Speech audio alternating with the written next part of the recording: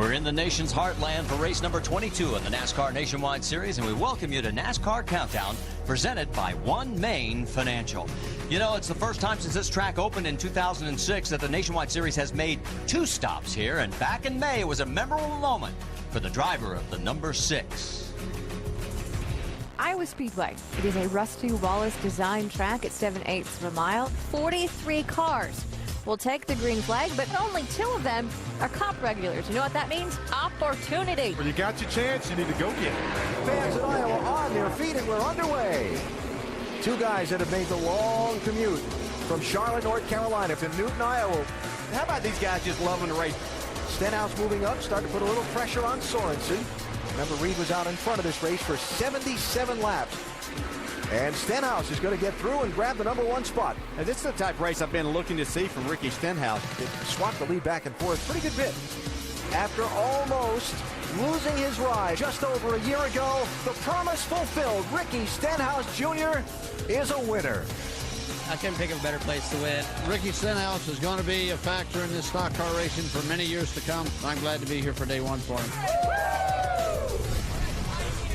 Will history repeat itself? Well, we'll find out before a sold-out capacity crowd here at Iowa Speedway. 56,000 seats. There is Ricky Stenhouse Jr. looking to make it 2 in a row here at the 7/8 mile track. And Stephen Wallace on the right, Mike Bliss. And looks like Michael McDowell. Yeah, there he is on the left side of your screen there as the guys are getting ready for driver introductions. And our perch is right above the finish line. There we are at the top of the grandstand area. And as we come topside, it's Ricky Craven and a rookie. We got Kenny Schrader. When was the last time you were a rookie? It's been a long time ago. Yeah? Yeah, and you proved it, right? There we go, folks. Yeah. There he is. I'll tell you what, we welcome you aboard. We're going to have a lot of fun, aren't we? Well, yeah, I think it's going to be at my expense, but yes, I'm looking forward to a lot of fun here. We wouldn't do that to you. Let's talk about this track because it's unique. It really is. Well, it really is, and it's a 7/8 mile track, the only one we have between all the national series that run. But the main thing is Rusty Wallace designed it, and it's the last track I can think of in a long time that a driver really had a lot of input. He made it where you can have multi-groove, race side by side, and whenever we can do that, the people come out to watch the shows because they know they're going to be good. And Kenny, you know, the drivers and teams, they come out here expecting a Richmond-type racetrack. They want this to be a short track, but it's a short track in appearance only. It drives like a speedway. Kentucky, Kansas are the references that I hear. 155-mile-an-hour corner entry speeds. You make a mistake going into turn 1 or 3, it costs you a race car. Well, of course, the guy that won back here in the spring was Ricky Stenhouse Jr., and why don't we talk to him right now? Shannon? Well, the best of times, the worst of times certainly can be used to describe this racetrack and Ricky Stenhouse Jr. How has this track and this track alone affected you as a driver? Well, right now it's good to us, and our confidence is up. But you know, a year ago it beat us up pretty good. But you know, we're looking to bounce back from and forget everything that happened last year. We're on a good roll this year. Our Black Angus Beef and Cargill Mustang was in victory lane last time we were here. We don't have a sponsor on this car, but I think we can get our number 6 Mustang into victory lane again. Speaking of victory lane, I know every weekend you want to win, but of course, big picture, sometimes you have to sacrifice that win just to get a good finish. What's that like for you?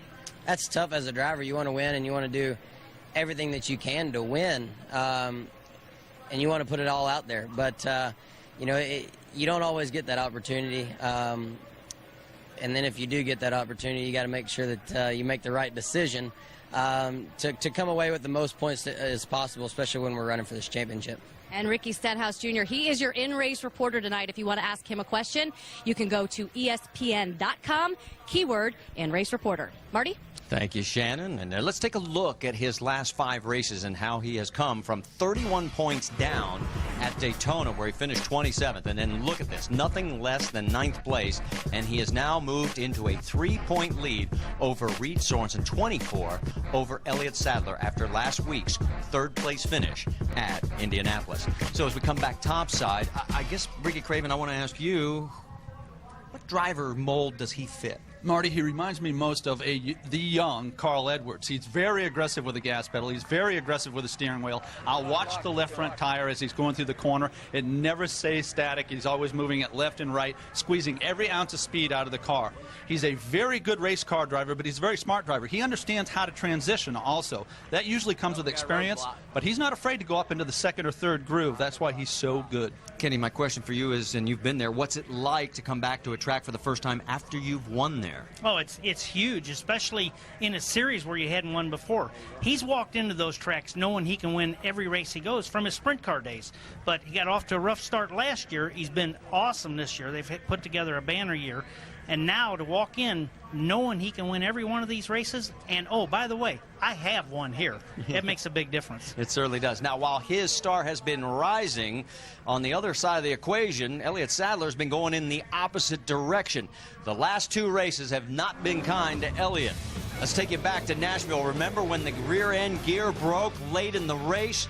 As he would end up 30 laps down, losing a ton of points in the process. And then last week at Lucas Oil Raceway, in qualifying, too hot into the corner, tags the wall, and is so committed, he gets under the car, helps the crew get it back together. He starts dead last at Lucas Oil Raceway, 42nd, and works his way all the way up to third until late in the race when he turns it around and then gets collected by teammate Austin Dillon. And again, another bad finish. But this day today, in qualifying earlier, here was Elliott, maybe the sign of good things to come. He's going to start on pole after a very solid run here at the Iowa Speedway. And he is with Rick DeBrule. Well, Elliott Sadler, originally I was going to ask you, how do you regroup after these last 2 weeks with everything that goes on? I have a feeling getting the pole today took some of the little sting out of that, did it? I think that was big for our race team to come here and sit on the pole. We ran very well here the first time we came. My first time ever being to Iowa Speedway. And the One Main Financial Chevrolet was really good yesterday in practice. And to sit on the pole means a lot to me and my team. You know, we've been so fast here the last couple months at all the tracks we've been to. Been a little snake bit here the last couple weeks. But we got a good enough team to get ourselves back in the position that we need to be in. And I can't think of a better place to start than here on the pole. We get the first pit position, so that means a lot also. Looking at the championship, what's more important now, wins or finishing well? We're going for wins. I mean, I drive for a man, Kevin and Delana Harvick. Those two people want to win, and they want to be in victory lane, and they want to run good. And since I've been here, Kevin is stressing on whatever we can do to try to get our thing in victory lane. So we got a great race team. We got a lot of top fives this year, but I would love to take my team to victory lane. They definitely deserve it. One Main Financial definitely deserve it by stepping on board, and we want to make that happen. And we got a good car for the night. We just we need a little lady luck on our side after what we've gone through the last few weeks, but we're fast enough to make it happen. So we'll see. All right, Marty, Elliott Sadler has something to prove tonight. Well, and let's show you what his season has looked like, because the first three races were pretty dismal. Average finish 20.7, 0 goose eggs in the top 5, top 10 department. Then the next 15, 9 of those in the top 5 and a 6.4 average. And we just talked about the last 3, 19.3. He needs to turn it back around to where he was in that middle 15 stretch. But I want to ask both of you, give me your thoughts on Elliott Sadler. Well, you know, Elliott Sadler has been a Cup driver for a number of years. He's very grateful to have the opportunity he does with Kevin and Delana Harvick. But he would like to be back driving the Cup car. He knows that he's with a team that is capable of winning championship, and he needs to get it done. And there's nothing worse, Ricky, than the two of us, than to put pressure on yourself as a driver. Absolutely, Kenny. The fact of the matter is, winning the pole tonight, it cures all your problems. But you can't race like your life depends on winning. I heard Elliott say, look, we expect to win, we need to win, but I would suggest, listen, play to your strength. Elliott Sadler is capable of finishing in the top 3 every week, and that might win him a championship. Play to your strength. He's got more experience than these guys he's battling for the championship. It's easier said than done, though, as we have seen so many times. We'll find out when the race unfolds. Coming up, we're going to talk to Michael Annett. He is one of the 4 guys in the Dash for Cash. That's right, he could walk out of here tonight with a cool $100,000 in his hip pocket. Reed Sorensen won the first Dash for Cash race back at Daytona. He could pick up another $100,000 tonight as well. Sam Hornish wasn't even scheduled to be here, but he'll be driving the number 22 tonight in place of the injured Brad Keselowski. And, of course, Carl Edwards came over from a soggy Pocono where the truck race only got 17 laps, and they'll try and finish it tomorrow. But Carl made it back, and we'll see how he runs in just a matter of moments. NASCAR Nationwide Series Countdown, presented by One Main Financial. Your needs, your goals, your dreams. And in part by Sonic, America's Drive-In. This is how you Sonic. Coverage of Major League Baseball continues on ESPN. First on Sunday Night Baseball at 8 Eastern, one of the game's great rivalries. Derek Jeter and the Yankees meet Dustin Pedroia and the Red Sox at Fenway. And then on Monday Night Baseball, the Sox head to Minnesota to face the Twins at 7 Eastern. This game will be available on ESPN in the Minnesota area. Major League Baseball on ESPN Sunday and Monday night. Both games also available online at ESPN3.com. And back here at NASCAR Countdown, presented by One Main Financial, this capacity crowd beginning to file into their seats as the driver of the 22 car, Brad Keselowski's not here tonight. It's been a tale of the good, the bad, and the ugly. The bad was the crash at Road Atlanta. The ugly is what his ankle looked like afterwards. The good was what happened 1 week ago at Lucas Oil Raceway. This is short track racing, the roots of NASCAR. Remember, Ricky, we're big picture racing tonight. I know we all want this to win. If it's there, we'll take it. If not, we'll take what we got. 10-4, copy that. The Kroger 200 is green. Elliott Sadler started 42nd on the field tonight. It hasn't taken him long to work his way all the way up now to the midsection of the field. Ricky Stenhouse Jr. is not only the leader, but has been the dominant driver thus far tonight. Big trouble in turn number 3. 2 cars up and into the outside wall. And the race off pit road. Carl Edwards picks it up, and 60, too fast exiting. Doing everything I could. If there's a little chance there, it's my fault. That's Trevor Bayne as he has gone up in smoke. Look at this. Look at this right side. There is a fire. Race fans, you might want to buckle up. This one could be a bit rough here coming down the line. Stenhouse continues to lead. Here comes Keselowski with the crossover move in 1. Elliott Sadler now on the charge, down to the inside. Sadler breaks loose in turn number 2 and will spin in the face of the field. But at the front, it's all Brad Keselowski. He'll win the Kroger 200. And we mentioned what happened at Road Atlanta down into turn number 1. The brakes failed, and he went into the Armco, and that's what's left of the number 2 Sprint Cup machine, as he has got a grapefruit-sized swollen ankle, and that means Sam Hornish Jr. is going to be behind the wheel. Rick? Well, Sam Hornish may not have raced in Nationwide here at Iowa, but that doesn't mean you don't have experience. You've been on this track a lot. Talk about the experience you've had here.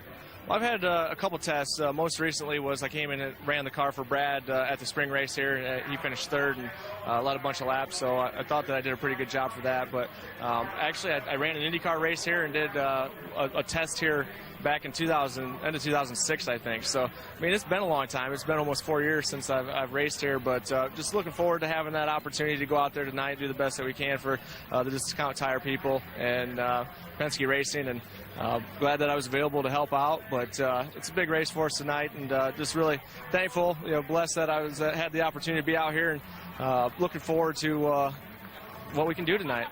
Well, Sam Hornish once again knows his way around this track, starting on the second row, and let's say he's got something to prove. Jim Noble? Standing by here with Carl Edwards. First of all, congratulations on your new deal with Roush Fenway Racing. Second of all, how is that new deal going to affect your participation in this series, the Nationwide Series, next year? That's a good question. I really enjoy running the Nationwide Series. We've got a great partner with Fastenal. I don't know exactly what I'm going to do next year.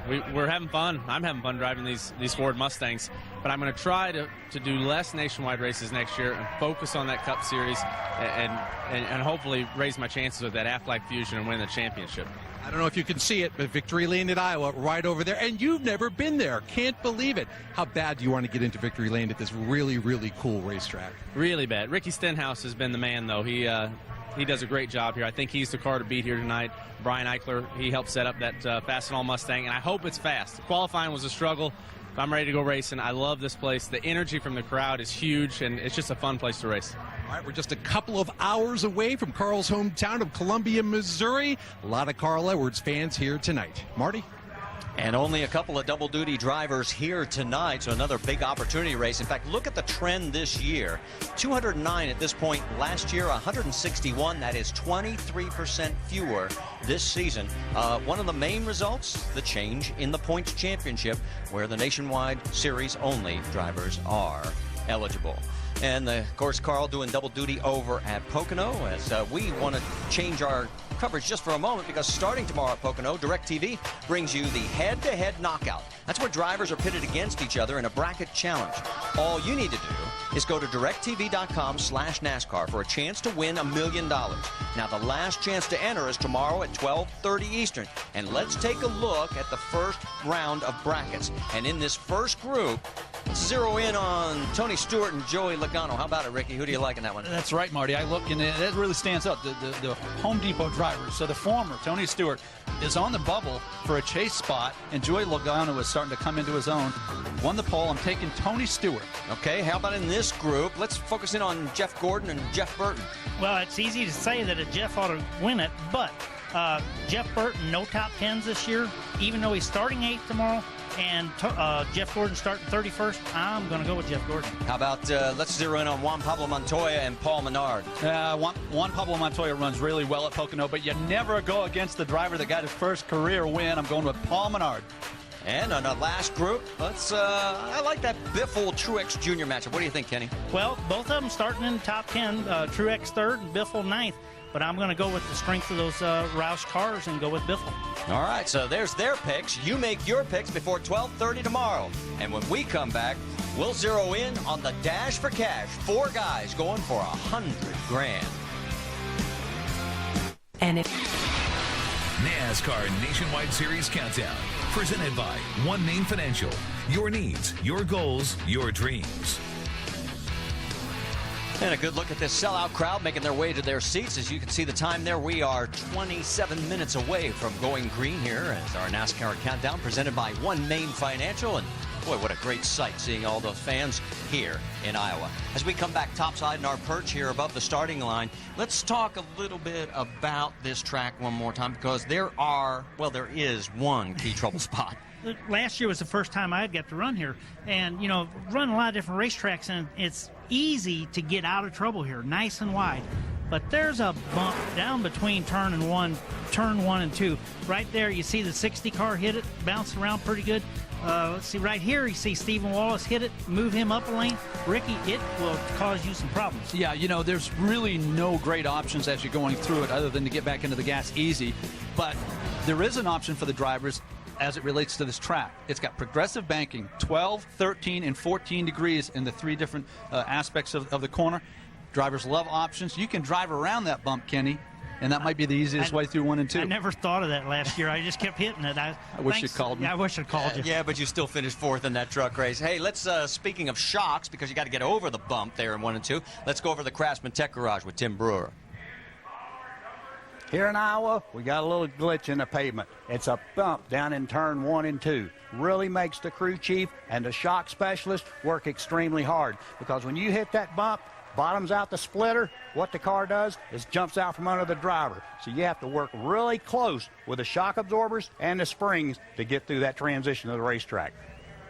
All right, thank you, Tim. And we mentioned earlier about the Dash for Cash, $100,000. Let's take you back to Daytona where the first round was held back in July, and coming across the stripe while all the carnage was going on behind him. See that black and yellow number 32? That was Reed Sorensen. He picked up the $100,000, finished 3rd overall, but he was the first of the group that ends up winning the $100,000. And here are the guys that are eligible for tonight's event. The second of the 4. It's Reed Sorensen, Jason Leffler, Justin Allgaier, all Turner Motorsports, and Michael Annett. Now, the driver of those 4, whoever finishes highest, doesn't have to win. Whoever finishes highest wins $100,000. Then the winner of this event, plus the top 3 finishing Nationwide Series eligible drivers, will qualify for round 3 in Richmond, September 9th. And only Reed Sorensen is in line for the $600,000 bonus, which means he could win a cool $1 million if he can sweep the 4 races in the Dash for Cash. Let's talk to him, Jim Noble. All right, Marty, I'm standing by with Moneybags himself, who had a big smile watching those highlights. All right, $100,000 on the line again tonight. Will that at all be on your mind during the course of this race? Be honest now. Yeah, for sure. It's, Nationwide Insurance puts out $100,000, and there's 4 of us out there, so one of us is going to get it. And, we think about it, and towards the end of the race, just like a points race, it's kind of a race within a race, and I'll definitely be paying attention to see where those guys are. And we got this blue spoiler so everybody can see it. Looks looks all right with the Dollar General yellow, but just happy to have the opportunity to do it, and to be able to win the first one was really cool. And we got 3 Turner Motorsports cars in it tonight, so one of us better come back with it or we probably will be in trouble. So I feel good about it, and we'll race hard tonight and see what we can do. All right, Reed's the only guy eligible for that big $1 million bonus at the end of the year. Rick?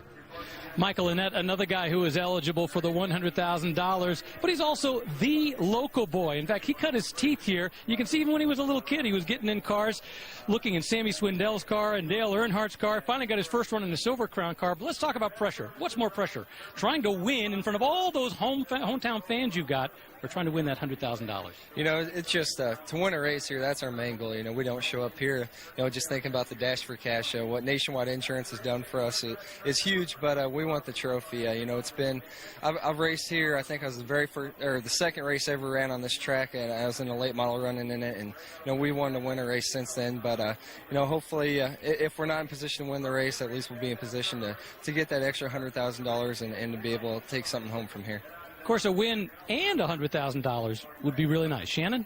And 2 Turner Motorsports teammates who are actually starting 6th and 7th, Jason Leffler and Justin Allgaier, are also going for the money.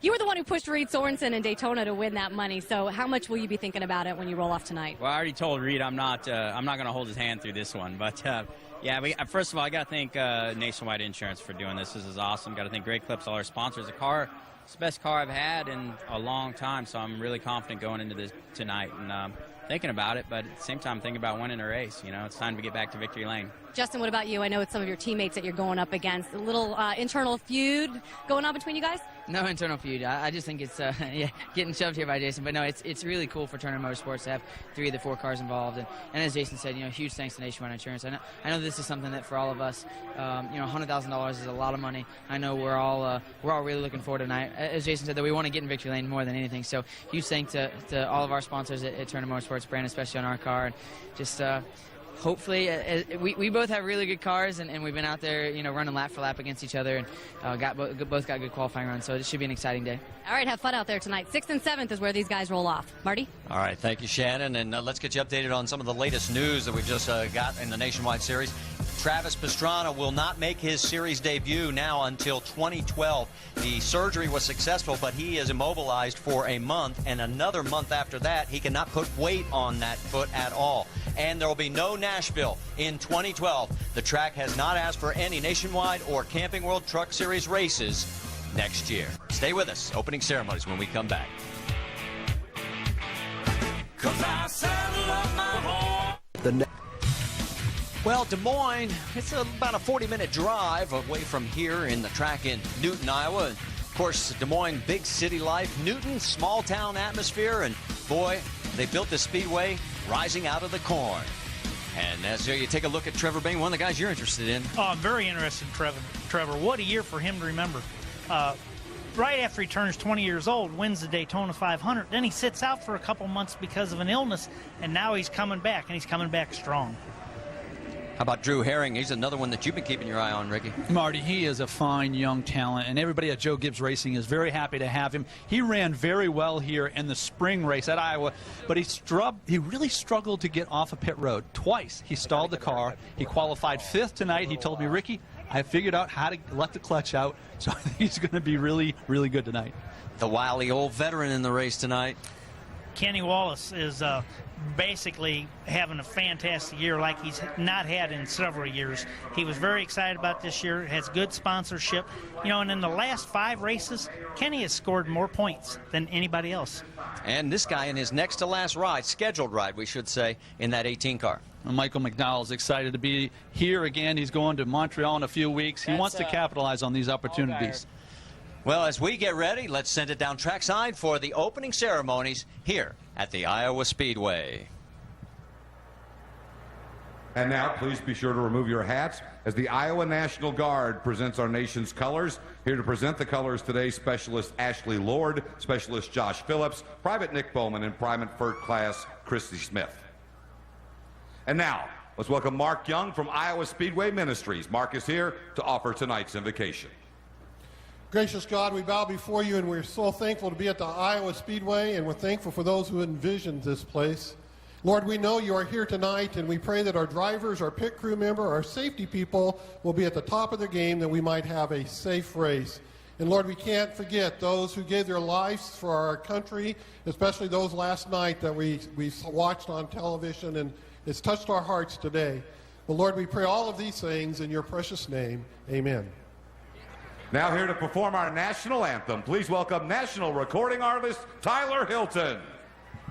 Oh, say, can you see by the dawn's early light what so proudly we hailed at the twilight's last gleaming, whose broad stripes and bright stars through the perilous fight o'er the ramparts we watched were so gallantly streaming, and the rocket's red glare, the bombs bursting in air, gave proof through the night that our flag was still there. Oh, say does that star-spangled banner yet wave o'er the land of the free, yeah, and the home of the brave.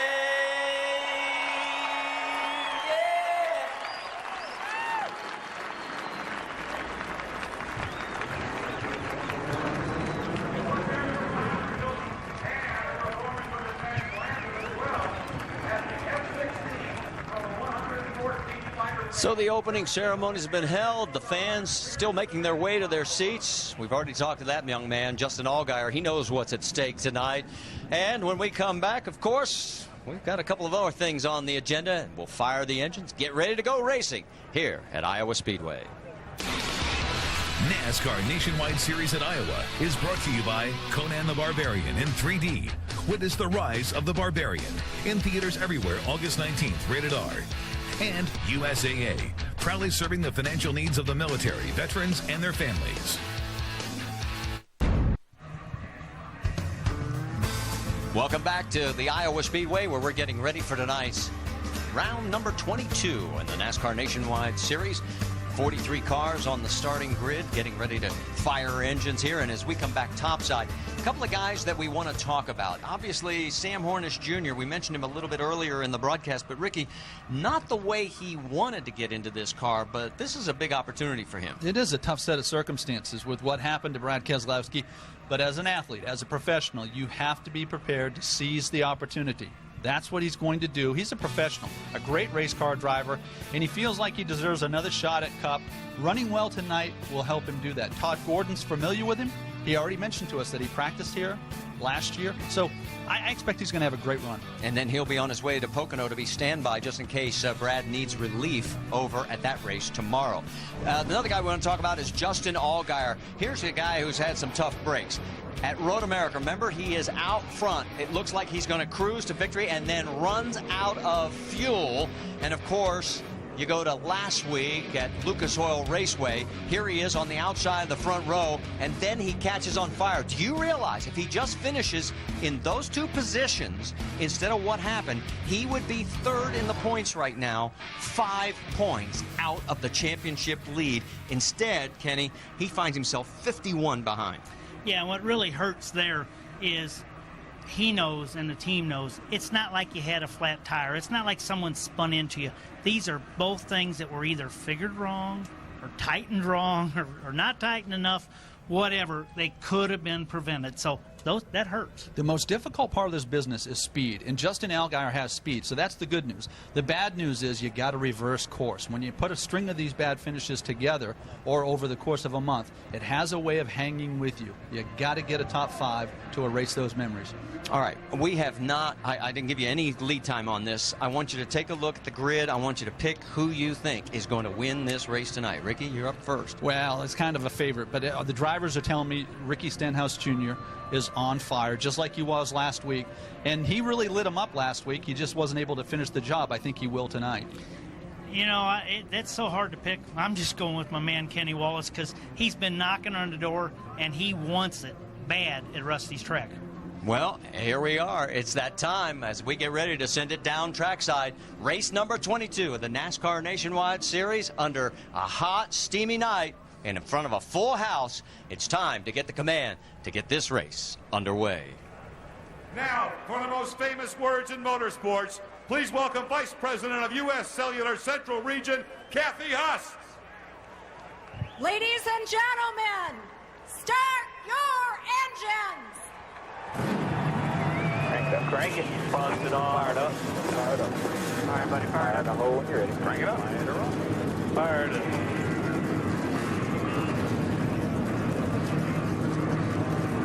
You got a radio on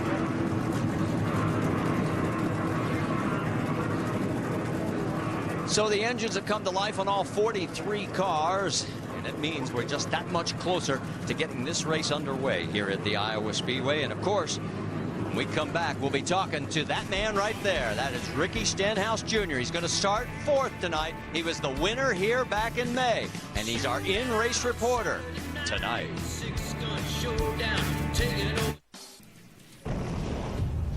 Remember back in May when it was the number 6 of Ricky Stenhouse Jr. as he worked his way around everybody in this field, including his teammate Carl Edwards, went on to win his first ever NASCAR Nationwide Series race. And boy, did that change his entire season. As right now he is atop the points lead. And across the top of your screen, here is the starting field. 43 cars made it to the show. Nobody goes home. And Tim Schendel will go to the rear. He missed the drivers' meeting in the number 52. Ricky Stenhouse is our in-race reporter tonight. Let's talk to him, Ricky Craven. Ricky Stenhouse Jr., this is Ricky Craven up in the ESPN booth. Do you have us? Yes, sir, I got you. Ricky, I got a couple questions for you. The first one comes from Matt in East Windsor, New Jersey. What is the key to getting around Iowa Speedway under the lights versus running the track during the day? Well, the biggest thing, I think, is not getting loose on entry. I feel like watching the truck race, when it turned in tonight, a lot of guys got free in. So if we can keep our car up underneath us on entry, I think it'll be good for us. Ricky, I'm going to give you one more question here about winning here in the spring and then the confidence that you bring back here for the night race. Tell me about it. Oh, we got some confidence, and our number 6 Mustang, in practice yesterday gave us even more confidence. So it's good to come back to a track that we've won. It's the first time I've ever been able to do that. And, we're not in the Nationwide Dash for Cash this year, or this race, but we're going to try to finish there for Richmond. Ricky, I was surprised to hear that this wasn't the same car that you won with. So you got a different car here. How does it compare to the car that you won with in the spring? I think it's just as good. The guys at the shop at Roush Fenway do an awesome job at bringing us really good race cars each and every week. They've made them better, and I think it's a better piece than what we had. Ricky, thanks a lot. Good luck tonight. Thank you all. And of course, that means Ricky has one of our onboard cameras. Let's show you the rest of them. It's Elliott Sadler, our pole sitter with the One Main Financial Chevy. Justin Allgaier with the Brandt Chevrolet. And then Reed Sorensen, number 32, the Dash for Cash Chevy. Carl Edwards in the Fastenal Ford. Michael Annette with the Nationwide Insurance Toyota. Stephen Wallace with the 5-Hour Energy Toyota. And Eric Almirola with the Ragoon Chevrolet. Let's get the final updates from pit road before we go green. Shannon Spake is up first. Well, Marty, following the May race here at Iowa, the 16 team of Trevor Bayne and his Roush Fenway teammates, they all noticed a high amount of debris and rubber buildup on their front grille following the race. So in order to keep that grille cleaned and free of anything that may get on it, they've actually turned to a trick that some of the Cup guys used to use at tracks like Martinsville. good old-fashioned cooking spray. They've painted this spray all on the front grille, everywhere where obviously there isn't tape located. And they're hoping to keep it clean, free of debris, get that air flowing in through there, and maybe they can use it a little bit later to cook something. Jim Noble? Folks, 12 years ago today, Jason Leffler made his nationwide debut. Tonight, he brings a veteran's perspective to this points race. Now, Jason is 94 points back, folks. He knows the championship is sliding out of reach. So, very simple for this team tonight. Winning is the only thing that matters. The 38 team is focused on victory lane, and they have been third here twice before. To Rick DeBrew. Well, Reed Sorensen has 2 goals tonight. The first, of course, to get the points championship back. He lost it last week to the guy who's now in the points lead, Ricky Stenhouse. But his other goal is to win $100,000. See that guy right there? His name is Cole Crow. As a result of his being in Daytona, Reed Sorensen feels he was the lucky charm, the guy that enabled him to win the first of the $100,000 dashes for cashes. So he's come down here to be a lucky charm again this week. However, Reed can tell you he's got to really make his own luck out on the track. Marty? Yeah, none of those drivers are superstitious, are they? All right, let's take a look at our over-the-wall reporter, and let's talk to him. It's Mark Hollywood Armstrong. He's the front tire changer on the number 66, the Stephen Wallace. Hey, Hollywood, this is a short track. We talked about how it races like a super speedway. How does that affect you guys down on pit road? Well, Marty, we certainly look at this racetrack as opportunity, and the drivers look at it as opportunity. But the word that we look for tonight down here on pit road is execution. Not only could there be a lot of changes going on with this race starting in the daylight and racing off into the night, but these pit crews have got to execute pit stops and also be prepared for any changes that might be thrown at them. And this crew right here is ready for that challenge tonight, guys. All right, you be safe down there. And Rick DeBrule, you've got an update last minute on the 33 of David Mayhew? Yeah, real quickly. It looked for a moment like there was a problem. He pulled off when everybody else was going out on the track. Turned out the cooling hose to his helmet was unattached. It's now fixed. But remember, he's a rookie. Never raced in this series. Not a good way to start your first race. Yeah, but boy, I'll tell you what, he has looked impressive. He's going to start 13th. Let's check out our Goodyear track facts for Iowa. As you take a look at the statistics on the track, let's talk about pit road. It's the one thing we haven't talked about, Ricky Craven. Yeah, that's right. So they're going to exit on a turn, but remember, when they come in to do their pit stop, some of these drivers, like Justin Allgaier, Sam Hornish, or our pole sitter, Elliott Sadler, they have to look for their pit stall as they turn. And then it's under the lights. It's very complicated, very difficult. I didn't like pitting on those turns. Going to keep our eye on it. Yeah, it's very similar to Martinsville where we had, and it is really hard. You're trying to go down, watch that speed limit, watch the lights on the tack, or else watch the tack itself, and find your pit spot. And it's really hard because you're not used to turning on pit road. It's really hard when they say, hey, where are you going? Yeah, right. Yeah, we've had that happen before, too. Well, I know where we're going now. We're going into turns 3 and 4 with the lights out on the pace car. And let's reset it for you. It's Elliott Sadler. He has chosen the inside lane. Trevor Bayne alongside. Then in row 2, it's Sam Hornish Jr. and Ricky Stenhouse Jr. Then Drew Herring, Justin Allgaier in row 3. Jason Leffler 7th. Kenny Wallace 8th. Michael McDowell and Brian Scott round out your top 10. They come down the front straightaway. The capacity crowd is on their feet. This race is green.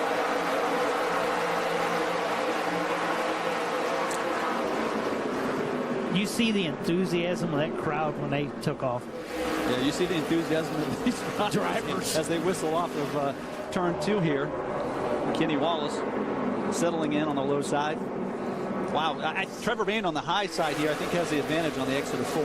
And it looks like he is going to lead on lap number 1 with the number 2 of Elliott Sadler right behind him. And here comes the 22 of Sam Hornish underneath him, looking for second. Sam looked so good in practice yesterday. The first half of the practice, not so much. But he settled in. He was making wide arcs into the corner. You can't make those wide arcs into the corner without the car being under you. Behind him, Sadler, and then the 6 of Ricky Stenhouse Jr. in 4th. Looking real quick to go to 3rd. Yeah, he's got the inside line, and all of a sudden our pole sitter's going in the wrong direction. And here comes Justin Allgaier to take a peek on that low side. Marty, when you have a car that's fast, qualify on the pole, and it drifts back at the beginning of the race, you can't panic. You can't overreact. It'd be easy to slide this thing into the wall on corner exit. You noticed on the onboard shot there with Justin Allgaier heading into the sun as you turn into turn number 4. That's going to be there for quite a while, and it'll be in the driver's eyes and a bit blinding for the next few laps. So many times we do see a car in the front row drift back, though, and sometimes that's the reason it was on the front row, is because it had that speed for one lap. Carl Edwards and Stephen Wallace side by side. That's the battle for 13th. Let's keep in mind now, Carl's got only 2 laps. Those were qualifying laps, and he didn't seem or look real comfortable in qualifying, so I expect they're going to need an adjustment or two before he gets acclimated to the car and the track. Left side of your screen, that is Michael McDowell going around the 2 of Elliott Sadler. That puts McDowell into 5th. And boy, I'll tell you what, the 20 of Drew Herring is coming underneath Elliott Sadler as well. The bleeding hasn't stopped yet for the 2 car. It actually it really surprises me because he won the pole by quite a margin. And typically a car that's that fast, it'll run really good on the beginning of a green flag stretch and then start to fade. This is the reverse. I think that something strange here, maybe air pressure. Okay, we can tell you Jeff Green in the 44 has taken it behind the wall. Tim Andrews is just turning behind the wall right now. So 2 cars have parked it. Wow, did you see Elliott Sadler's hands turning back to the right? How loose he got in the middle of the corner? Drew Herring gets around Elliott. So now move Herring into the 6th spot. And our pole sitter's back to 7th, and he's under attack from the 38 of Jason Leffler. Yeah, this 2 car is ugly right now. And, again, you just can't overreact and tear up the car. He needs a big adjustment. He's got to wait for a caution. Yeah, one thing I really like, though, is we see Elliott on the inside of the car. He is fighting that thing. But we already see the guys running good 2 wide with plenty of room in between them. This track is really going to widen out a lot as more we run. Kenny, that's a great point. Other racetracks, you have a car that is this uncomfortable. You get run into from behind. At least he has the option of moving up a groove or the track gives you that option. It's weird now. You see everybody sits so close to the wheels. We can see Elliott there and actually has his elbow almost on the wheel. David Mayhew in the 33 trying to get underneath the 11 of Brian Scott. That is for 9th on the racetrack. I asked the team about David Mayhew. They said, bring me up to speed on this young man. They said Kevin Love's got a lot of confidence in him. And it's quite a compliment to get this opportunity. Well, he's had 2 third-place runs this year in the Truck Series. As we get a look on the battle for the lead, as Sam Hornish Jr. taking a peek underneath the 16 of Trevor Bain. I think, Ricky, you said something earlier about this would be a good race for Sam Hornish to try to capitalize and maybe show what he's got tonight. Yeah, it's a great opportunity. In the middle of the week, he had no idea that he'd be racing the 22 car. Last week's winner out in Iowa. Very, very good race car driver. Very talented. And you notice that rookie stripe looked like yours on the back of your jacket? I know. We haven't taken that off yet. I haven't made it through the night yet. But you will. You'll be fine. I'll tell you what, Sam Hornish is doing fine. Got lap traffic in front. That's Jennifer Jo Cobb.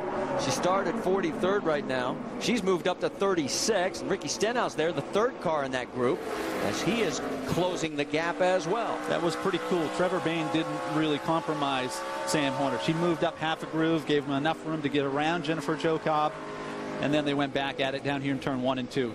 Right now, Ricky is saying, okay, boys, make up your mind, which now they have. And I think after they made up their mind here that Sam was a little quicker and he's going to go to the front right now, I think we'll see Ricky close that gap. All right, let's update you while now Sam Hornish has taken over the lead. He's our 2nd leader, as we've had 2 lead changes. We now have Chase Miller, Carl Long, Brian Keselowski joining Tim Andrews and Jeff Green behind the wall.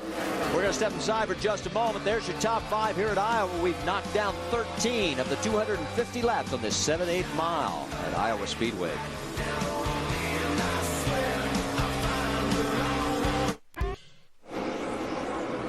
Welcome back to the U S Cellular 250. Make sure to go to NASCAR.com for all your latest NASCAR information. And you're looking at our race leader, Sam Hornish Jr., only the 5th race in the Nationwide Series Sam has led. And the most laps he's led in any race is 8. That was back at Charlotte in May of 2008. And guess what, guys? He'll equal that this time by. Yeah, very happy for him. We talked about capitalizing on the opportunity. He's doing that. His car looked a little loose to me when he was underneath Trevor Bain. Getting out front, he can choose his lane. He can make that wide arc I was referring to in practice. And as the fuel burns off, it'll tighten up.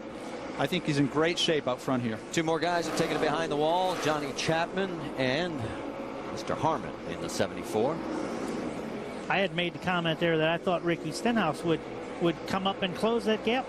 But right before we went to commercial break there, we saw him skating around, so he might have to come in and make an adjustment too. Let's go a little deeper in the field. You got Blake Cook right there in 25th with Timmy Hill in the 75 trying to get underneath him. Marty, they've been doing this for a while. You know, we went to break and we were watching these guys battle side by side. Again, this is what the racetrack can give you, but you got to give some credit to Blake Cook. He's on the outside for several laps. Derek Cope also in this battle, and all of a sudden the 31, Justin Allgaier, has got problems, and we have caution on the track.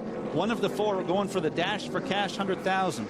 You can tell the Dash for Cash cars because see the Nationwide in the window. It's got the white background and the blue spoilers on those 4 cars. He was running 8th at the time, and oh my. He was the leading Dash for Cash car. Yes, he was doing very well.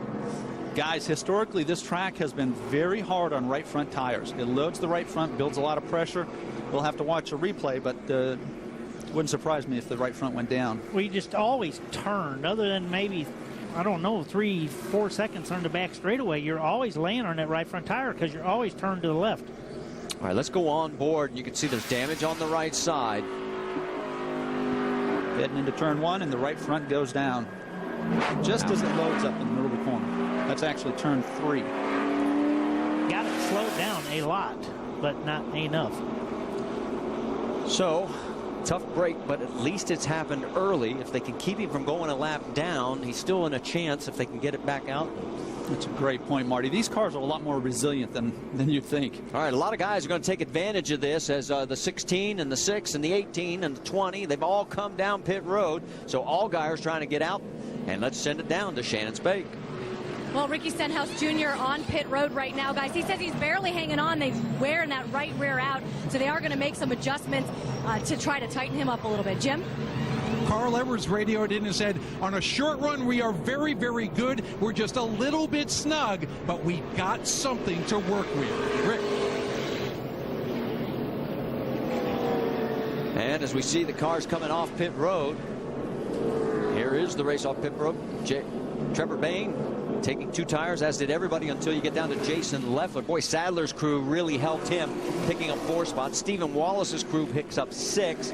Wimmer's crew, as he took 0 tires, just fuel, picks up 9. And Ricky Stenhouse Jr. lost 7. We'll check in and see if there was a problem on that pit stop when we come back. Sam Hornish Jr. and David Mayhew stayed out. They're on the front row. Hornish took the high side. We're back to green flag racing. Behind him, it's Bain, Sadler, McDowell, Wallace, and Scott. Whoa, and Bain tries to go underneath, gets a little loose. Side by side with Mayhew. Trevor Bain kind of snuck down there getting into turn 1. Caught Mayhew off guard a little bit, and then both cars kind of stalled off of turn 2. They didn't have the RPM. A little bit of a bump from Mayhew off of turn 4. Mayhew, the 29-year-old from Bakersfield, California. We told you he's had 2 third-place runs this year in the Truck Series for Kevin Harvick Incorporated. He also cut his teeth in late models. Actually started his career like most guys in go-karts. And right now, doing a nice job here, running right behind Trevor Bain. We talked about Elliott Sadler, who's on the high side here, needing an adjustment in that car. And it looks like that's just what the doctor ordered. He looks a little stronger. He's heading in the right direction now. Yeah, but I tell you what, also, you know, we see Sam Harnish and Dave Mayhew here that didn't take the tires. Sam's got away, and David's holding his own. So far, no harm for those 2 guys. As there you see the 38 Great Clips Chevy of Jason Leffler. As he is now in 7th position. Be interesting now to see if Trevor Bain, with 2 new tires, can catch Sam Hornish. Okay, remember a couple of races ago when the 66 and the 38 got together? Well, here we go. They're side by side, or at least running close to each other. We'll keep our eyes on that.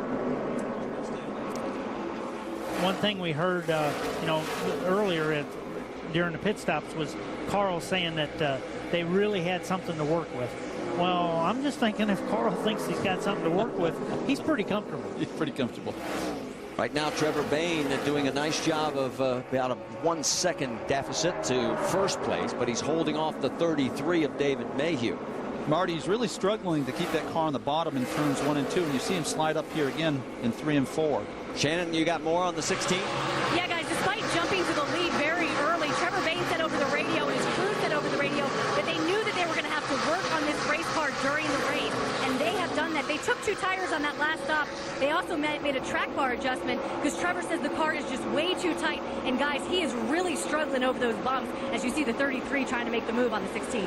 Yeah, Mayhew got a little loose there on the right side of your screen. Here comes the 60 of Carl Edwards. You saw that Leffler's gotten around the 66. No harm, no foul there. And here comes Carl. Marty, as we watch Trevor Bain again on the left side of the screen, he is really struggling over the bumps. You watch the car. It's got more movement than the cars around him. When you hit the bump, and if it hits the splitter on the front, right here, you lose control of the front tires for a brief moment. Well, you were mentioning Trevor's comments about the bump and everything. We picked this up on the radio.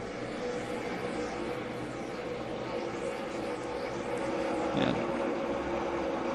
Well, we'll get back to that when we can.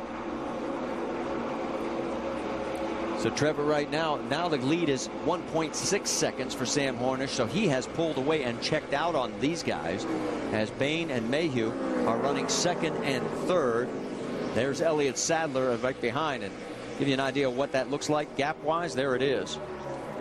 Guys, we're going to have to pay attention, not nearly as much as these guys on pit road, but this race obviously starts in the sunlight. It's going to end under the lights. A lot of speed.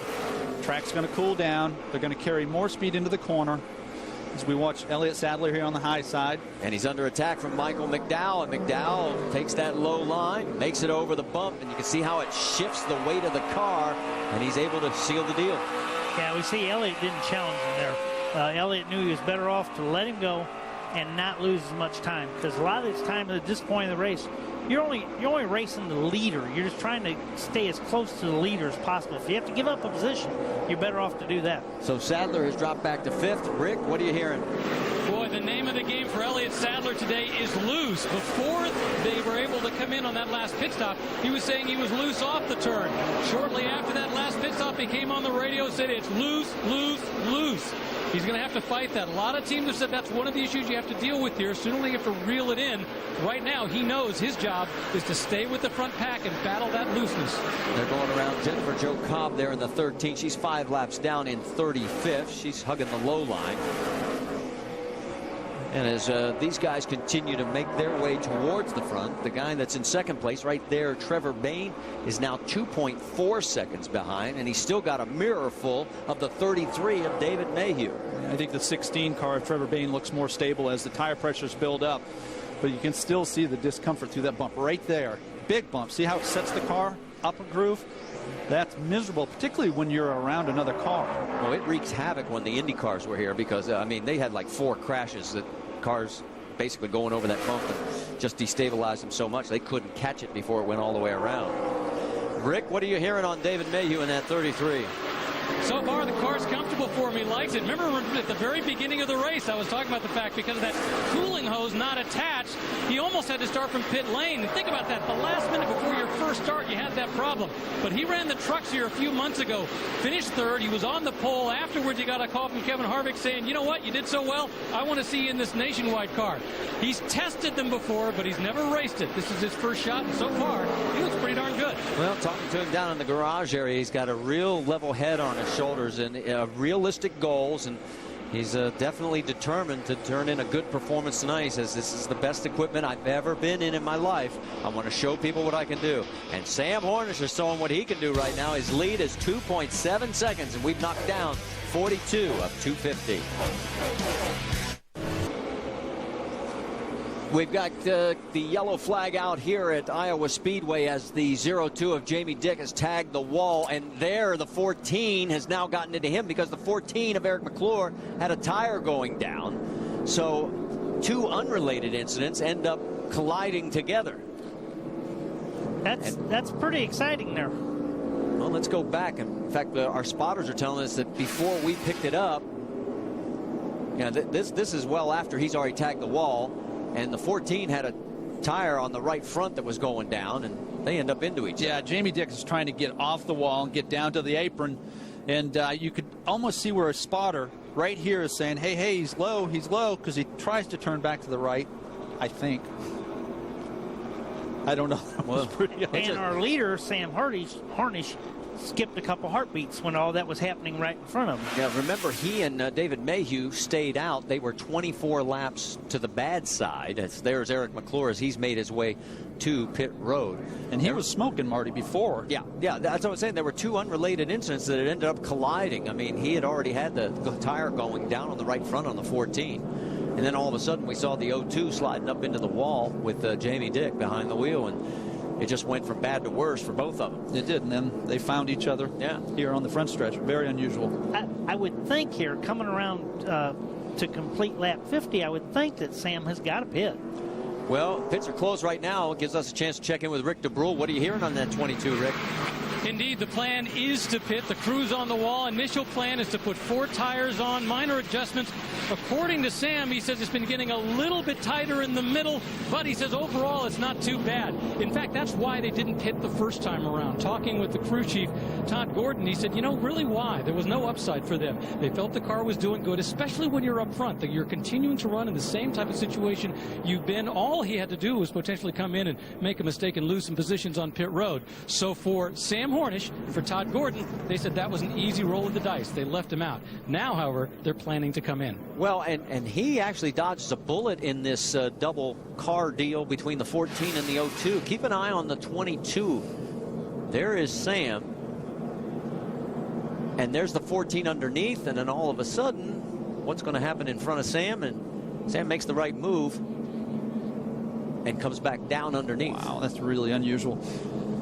I just don't think the Jamie Dick, the 02, realized that the car was under him. He was trying to get to the apron. You know what's going to be interesting here, guys, is we're quite certain that Sam Hornish is going to pit. The $10 million question is how many of them behind will stay out? Yeah, because they all pitted back on lap 24. We've completed 50 laps right now. And here's Sam's career laps led, the first 27 races we mentioned. And tonight he's already led 37 laps. Trevor Bayne led the other 13. So it's been a big night so far for the 3-time IndyCar champion and Indianapolis 500 winner. And here he comes down pit road, and here we're going to find out who else is going to follow. The 33 is definitely coming. Mayhew, he stayed out the first time around as well.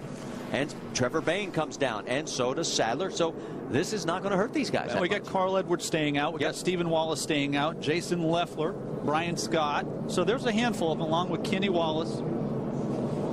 Let's go to Shannon on the 16. Well, Trevor Bayne really struggling getting through 1 and 2 on those bumps. They're going to try to fix them up with an adjustment. Also put 4 tires on that car, and they're just going to try to tighten them up overall. Rick?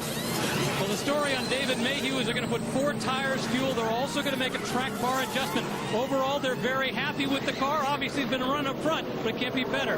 Now we're going to go and talk about the fact that Sam Hornish likes the car. They just don't make a minor few changes and send him back out. The issue now is going to be, how is the car going to do with traffic ahead of him? Up until now, he's had free air in front of him. Now that he goes back out, what's it going to be like? Well, you can see the first 4 on the race off pit road took 0 tires. It helped Stenhouse pick up 4 spots. Sadler 2, Almirola and Sorensen 3 each.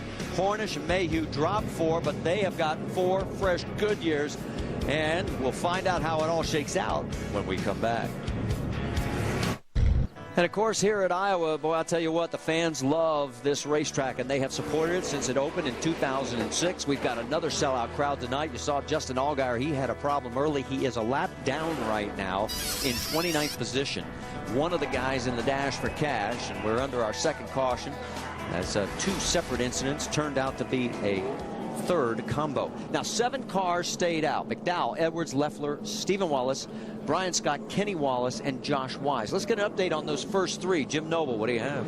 Well, guys, those first 3 all have handling issues, but decided to wait until later to fix them. Michael McDowell is bouncing the right front. They've assured him they will come in next time to fix that. Carl Edwards says he's a little snug in the center. He's free on exit. Mike Beam said no problem. We'll take care of it next time. And Jason Leffler, although the car was starting to come to an early, now he's very tight center, loose off. Of course, Jason Leffler, guys, one of our Dash for Cash drivers. And speaking of the Dash for Cash drivers, there's the blue spoiler on the 38. Here's where they're running. Leffler looking pretty good right this moment. Reed Sorensen in 11th, Michael Annett 16th. Justin Allgaier, though, he is back 29th and a lap down. So he's got a lot of work cut out for him.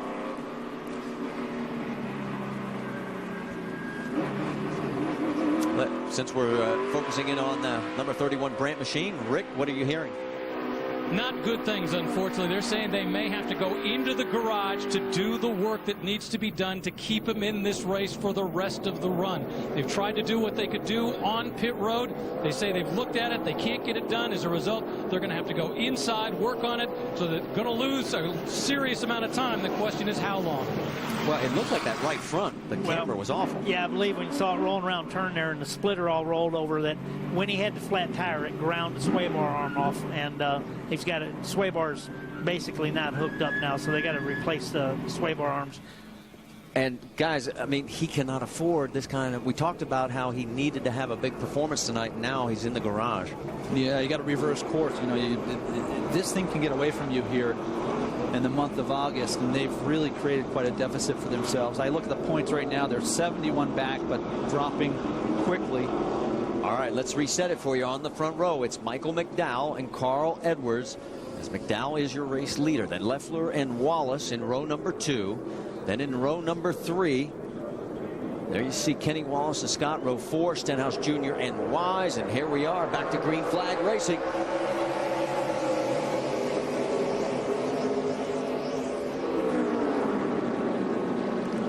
Little wiggle from Carl, and that allows the 18 to clear. It looked like Carl Edwards got a little tight, like he lost the front end of the car.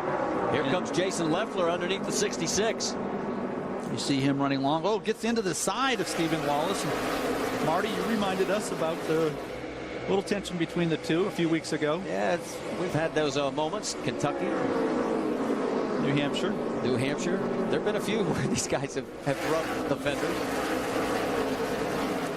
There for a second, I thought Kenny Wallace was going to try to get up there and break it up between the two of them. You know, that doesn't usually help when you have the third car. You don't want to get in the middle of something like that. No. Kenny running 5th right now in that 09, and he was your pick to win this race. Yes, he was. You can see Carl Edwards has closed the gap on Michael McDowell up front. Look at this traffic jam here. Got 5, 6 cars all packed together, and they're going to try 3 wide down the backstretch. And there's Sam Hornish. And you've talked about it during the break. Sometimes he has a tendency to get a little impatient when he's in this situation. When you have a car as good as what Sam Hornish has, you don't have to show that kind of urgency. You do need to take the spot if it's there, but you don't need to take unnecessary risk. A good car will find its way to the front. This car's got a good driver also. Hornish has picked up 4 spots since the restart. And he has moved into the 8th position. Got to make good decisions, you know. Again, you don't need to show the urgency. He's set up on the outside of Kenny Wallace here. Which shows he can basically drive this car wherever he wants it. That's a good point, Marty. You know, and what I like about what I see from Sam here with this pass is he's not trying to make the pass in one set of corners. Sets up to his outside off of turn 3 and 4. Gains a half a car length through 1 and 2 and finishes the job down the backstretch. Eric Almirola there in the 88, right side of your screen, along with the 33 of David Mayhew. And here comes Trevor Bain as he's getting underneath Almirola. And boy, talk about guys that have had some good runs lately. Eric Almirola in that 88 has had some dandy finishes. Yeah, it looks like he's got his hands full a little bit tonight when he was up in that top lane and those guys were going by underneath him. No, he had a lot of wiggle there. Eric's last 3, 5th, and 4th. And that 4th at Lucas Oil Raceway, his best this season. You know, Eric hasn't gotten the attention that there goes Sam Hornish again. Sorry to interrupt you there, Ricky, but he is going on the move towards the front. He's getting around the 11 right now, Brian Scott. That'll move him up to 6. Let's go back for the battle up front because it's tightened up. Carl Edwards is closed again on Michael McDowell. Carl Edwards was a 1/10 and a half or 2/10 faster than the field before the caution came out. You see him getting faster and faster as he runs along the inside. He's going to go over this bump, see how the car handles it. Moves up a little. He lost the front end when he hit that bump. Had to surrender, slide back in behind Michael McDowell. Well, McDowell's now led over 50 laps in his 4 starts in this number 18 car this season. In his prior 72 starts, he only led 8. Boy, that bump is that is really disruptive to these cars. They coil bind the front springs. They have a splitter that can hit the racetrack as he makes another another run at it here, Kenny, but that is so uncomfortable being underneath another car and hitting a bump like that. Oh yeah, besides messing up your car, you don't want to turn the guy around and you're up underneath. But it plays havoc with them. The guys can get over that bump the best. They'll get the best run. They'll get their stuff handling better. You had a glimpse there of the gap between the first two cars and back to third to Stephen Wallace and Jason Leffler, and there you can see just how big that is. There is Wallace ahead of Leffler, and then Ricky Stenhouse Jr. rounding out the top 5. And Stenhouse looking for that down low line, and boy, Leffler slams the door on him. Leffler right now the best running of the 4 Dash for Cash contenders, as he is in 4th position, and you got to drop all the way down to 13th to pick up Reed Sorensen. What I don't really like, what I really struggle with here is Ricky's charging the corner, carrying a lot of speed into the corner. That'll take its toll on the right front tire. And you got to make quick passes. Stenhouse gets around the 38. Get back in front and cool that front tire off. And I can tell you, I'm looking down on pit road, guys. The 31 is coming back out on the track. So Justin Allgaier, and here we go for the battle for the lead. Carl Edwards, he said he had a pretty decent race car early. Well, he's showing it right now as he now gets around. And here comes the crossover as McDowell's going to try and take it right back. Yeah, Carl Edwards is having a really difficult time in the middle of the corner on both ends. It's very easy to overdrive this car. So, he mentioned earlier he was tight. Tight really catches up with you in the middle of the corner when you need the car to rotate, transition. So Carl has not officially led a lap yet at the stripe, as McDowell was able to get back around him. But maybe this time it'll happen for him. Marty, we got to give some attention to Michael McDowell here, though. We're used to the 18 car being up front, but it's outstanding that he's matching laps here with Carl Edwards. And of course, he's got one more ride in this car scheduled at least. That'll be in Montreal in a couple of weeks, and he is really good on the road courses. There's your top 5. We've knocked down 69. We're working lap 70 at 250 at the Iowa Speedway. Zone. We've got a jam-packed calendar for you. NASCAR Now is presented by 5 Hour Energy tomorrow morning at 9 a.m. Eastern on ESPN2. And then the Sprint Cup Series Pocono Race presented by the Sprint Summer Showdown. That's tomorrow at noon on ESPN. The O'Reilly Auto Parts NHRA Northwest National Finals tomorrow evening 7 Eastern on ESPN2. The American Le Mans Series from Mid-Ohio Sports Car Challenge. It's tomorrow 10 Eastern on ESPN2. And our next stop next Saturday, the NASCAR Nationwide Series will be at the Glen at 1 Eastern on ESPN. Don't forget to play NASCAR and DirecTV's head-to-head knockout. Go to directtv.com/NASCAR. Fill out your brackets today for a chance to win $1 million. Your last chance to enter is tomorrow at 12:30 Eastern. And one of your choices is that man right there, Carl Edwards. He's paired up with Casey Mears. And let's drop a little farther back in the field as some of these guys, as Carl's lead now over Ricky Stenhouse Jr. is now 1.2 seconds as he has gotten around McDowell. He has dropped to 3rd. You're looking at Stephen Wallace as he is running in the 5th position, followed by David Mayhew in the 33, Jason Leffler in the 38. And David Mayhew has been very methodical. He's doing a great job, and he's not putting himself in tough positions or compromising positions. He's sizing up the guys in front of him and then taking advantage of them as he's going after Stephen Wallace here. Yeah, he just went around Jason Leffler a couple laps ago, and he's been, like I say, very methodical, marching his way towards the front. And his car just seems to look to me like down on 1 and 2. Maybe rides that bump a little better. We saw him drag the left front on the apron a little bit there between 3 and 4, which would make you think it's a little bit tight. Well, we're on board with Stephen Wallace. Let's get an update on his situation. Shannon? Well, Marty, Stephen Wallace and his 66 team, they're just looking for a little bit of momentum. Of course, they had that big wreck last week at Lucas Oil Raceway. They said it was the perfect storm last Saturday night, and it was just a small example of pretty much how their entire season has been. Just one thing after another. Anything that can go wrong does go wrong. So this track right here, one of Stephen's favorites, they're just looking for a little bit of redemption. Jim? Well, Shannon, got a couple of things going on my end of pit road. Jason Leffler has been falling through the field on this last green flag run. He says he is too tight. He is getting much tighter as we go. He started off this green flag run 3rd. He is now down to 7th. And he is under attack from Trevor Bain, as Bain in that 3M number 16 is going to the high side. They both go over the bump. Leffler's still able to hold on. Checking on the battle for third position because Sam Hornish Jr. has gotten around Michael McDowell, and Hornish has got himself a race car tonight. Yeah, I want to say methodical for Sam also, but not so much. I mean, he's really charged his way back up to the top 3, and the car is really solid. It looks great, and he's taking care of it. Look at this group here, guys. Got a log jam, as we already talked about a couple of the cars in there. And again, the 38 of Leffler with Trevor Bayne. Bayne in the 7th spot, Leffler in the 8th position. That last shot, it showed a tremendous amount of rubber buildup right outside that groove. So even though they got where they can run 3 cars wide, you don't want to get out of that black at all right now because that rubber is laying. You can see it right there. It's laying up there on the track. And if they lose grip, though, they'll have to search for some speed. This track's cooling down by the minute, Kenny. So you're going to see drivers moving around this racetrack, don't you think, here in the next 20 minutes? Yeah, and as we go longer into a run, you tend to move around more.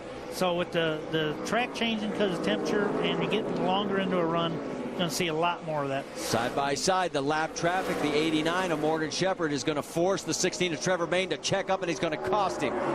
Leffler blows by on the high side. Regroup. Don't burn the tires off it and go back after Jason Leffler. Trevor did a really good job there. You see him get a run off of turn 4 and says, here I come. He's going to finish it. So he picks that spot back up. Let's also update you. We told you Justin Allgaier's back on the track. He's 13 laps down, however, 32nd position. The driver that we don't see in the group that's drifted back, and he's all the way back now. Well, gosh, he's back to 17th position is Elliott Sadler. And you remember Elliott won the pole, but tough. Yeah, we're holding there and trying to show you when he comes into view, and there he is in the one main Chevrolet. And Rick, what's the story on our pole sitter? Boy, the key word all day has just been loose. We talked about that early. He says the tire is really loose in, tight in the center, then loose on exit. He said the last adjustment they made at the pit stop didn't work that well. But it's important to understand how hard it is sometimes to communicate when you're out there. In fact, the team almost had a misunderstanding a few moments ago on the radio. Hey, Ernie, my car was smoking. I said you made a good corner. You smoked him through 1 and 2 last time. In other words, his crew chief, Ernie Copeland, said, you smoked that guy on the corner. Sadler said, you mean I'm smoking? He actually had to say, no, relax. You're smoking the guy. You're doing good. Unfortunately, not as good as they'd like. They've got to work on this car throughout the course and hope that when it cools down, the car will start coming to them. Well, you know, he keeps staying loose, and they keep saying that's their main problem. Well, he's definitely showing us that he is smoking the right rear. You see, he comes over the hump there, and the car goes into a loose condition. He's got his hands full. He's got his hands full, Kenny, and he's distracted. You can tell. You could tell by the comments he made back to Ernie Cope. You look at Scott Wimmer trying to work underneath of Elliott Sadler, and Elliott Sadler is preoccupied. You can tell the car is so uncomfortable, and there's nothing worse than being uncomfortable in a race car. And that is for position. Wimmer is 18th, and he's trying to take the spot away from Elliott. And Sadler, you know, when he has been on his 2 prior poles in 2011, he's not finished better than 5th. But right now, he is mired back in the middle of this field in 17th. Well, and what will add to the frustration is he can go by and he can look up on that scoreboard and he can see his team car running in 5th position. Look at this, a battle for the lead, and lap traffic's going to play a part. Ricky Stenhouse Jr. had a run but had to check up as the 01 of Mike Wallace and the 15 of Timmy Hill have got their own battle going on. They're running for 22nd and 23rd and trying to stay on the lead lap. Well, that's not going to work out for him. But it didn't work out for Ricky either. No, because now he's got to track down Carl one more time. But as soon as he clears Hill, he's going to be in fine shape. He was a 10th to a 10th and a half faster than Carl Edwards. There's no question the 6 car has gotten it turned around.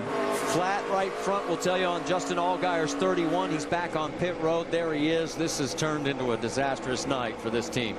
Yeah, he got into the wall also there with the flat. So Carl Edwards is out in front by 0.3 of a second here at the U S Cellular 250. Remember, it took Stenhouse Jr. quite a while to get around Carl when he won back here in May. They're doing it again. The ESPN. All right, back here at Iowa Speedway, Ricky Stenhouse Jr. has just taken the lead from Carl Edwards as the caution has come out, as we've had contact, the 01 of Mike Wallace. After having cowboys and aliens on the car for weeks, he picks up sponsorship from the Iowa 80 truck stop just down the road a piece, and unfortunately looked like he may have had that right front situation that we've seen before tonight. Let's go back and show you exactly what happened on the lead change, our 5th of the night. Yeah, Ricky actually drove a car length deeper into turn 3, got to Carl's bumper and just finished him off on the front stretch getting into turn 1, showing a lot of muscle. We're going to watch from on board with Ricky here. I'm sorry, with Carl from the back. Positions himself, gets alongside Carl, kind of stalls Carl when you can get alongside, dumps some air on the car's spoiler, finishes the pass before they get to the bump. Third caution of the night. Stenhouse leads the parade down pit road as the action's going to pick up as we send it down to Jim. All right, Carl Edwards is going to come in. He was good in the entry to the center, tight in the center, and he was good off. They're going to go around and take 4 tires. Ahead of him, Michael McDowell got very tight through the majority of that green flag run. He was very, very tight off turn 4 in particular. Shannon. Ricky Stenhouse Jr. battling a little bit of a loose race car. They made a wedge adjustment and air pressure and took 4 tires. Rick? And Sam Hornish Jr. brings the car in. They're taking 4 tires. So far, they've liked the way the car has worked. The secret now is to keep it doing exactly the same thing as they go back out. And look at Mayhew's team as they have picked up 4 spots on the race off pit road. Edwards, Stenhouse, Hornish Jr., Bain, McDowell follow. As we'll check in and see exactly how many tires that 33 took. As we have clicked off 101 of the 250 laps here at the Iowa Speedway. I got a few. Major League Baseball coverage continues on ESPN. Sunday Night Baseball, 8 Eastern. We've got another dandy between the Yankees and Red Sox at Fenway Park. And then on Monday night, the Red Sox travel to Minnesota to face the Twins. That game will be available on ESPN in the Minnesota area. It's Major League Baseball on ESPN Sunday and Monday night. Both games available on ESPN3.com. Let's go over the wall with 66 car of Stephen Wallace, and the man is front tire changer, Hollywood Armstrong. Come on, guys. Let's just give him a nice, smooth stop. Keep him in the race.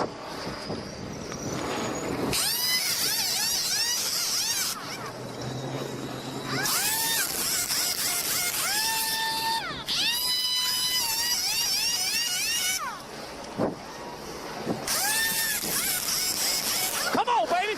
Bring it. That's what I'm talking about. Boys, that's what I'm talking about. We brought it. Woo! Yeah! Steve's best career finish here 5 times. He's finished 5th, and he won here in ARCA back in 2006. Let's check in with our in-race reporter, Ricky Stenhouse Jr. He's running 3rd. How about it, Ricky Craven? Ricky Stenhouse, this is Ricky Craven. You got us? 10-4, I got you, Ricky. Boy, the car looks like it's really come to life. Is this just a matter of the track cooling down and coming to you, or did you make some good adjustments? I think it's a little bit of both. I'm really good where the shade is up off of turn 4 there. But we've been tightening this thing up a little bit. It's been a little free in. Mike Kelly and the guys on pit roads have been doing a good job for us. Now, you're making it exciting for us. Good luck. Thanks a lot. 10-4, not a problem. All right, so let's update you. We had no lucky dog again because of the man who was involved was in the lucky dog spot. That was Mike Wallace. A couple of wave arounds, Blake Cook and Derek Koch. We've got a total of 21 cars now on the lead lap. And from 31st on down is either off or out of this race. And there, as you see, David Mayhew took only 2 tires. Everybody else took 4. And he is your race leader. He's going to take the inside line alongside with Edwards. Then Stenhouse and Hornish, Bain, McDowell, Almirola, and Leffler. And we put all the cars that are really in this race with a good shot of winning, we put them all back on the same fuel cycle now. We're about to find out. Look at the beautiful crowd here. The lights come on at Iowa Speedway. Cars come up to speed. Green flag in the air, and we're racing again in Iowa. Really good start from Mayhew. You're going to see the value of 4 tires versus 2 as they whistle down into turn 1.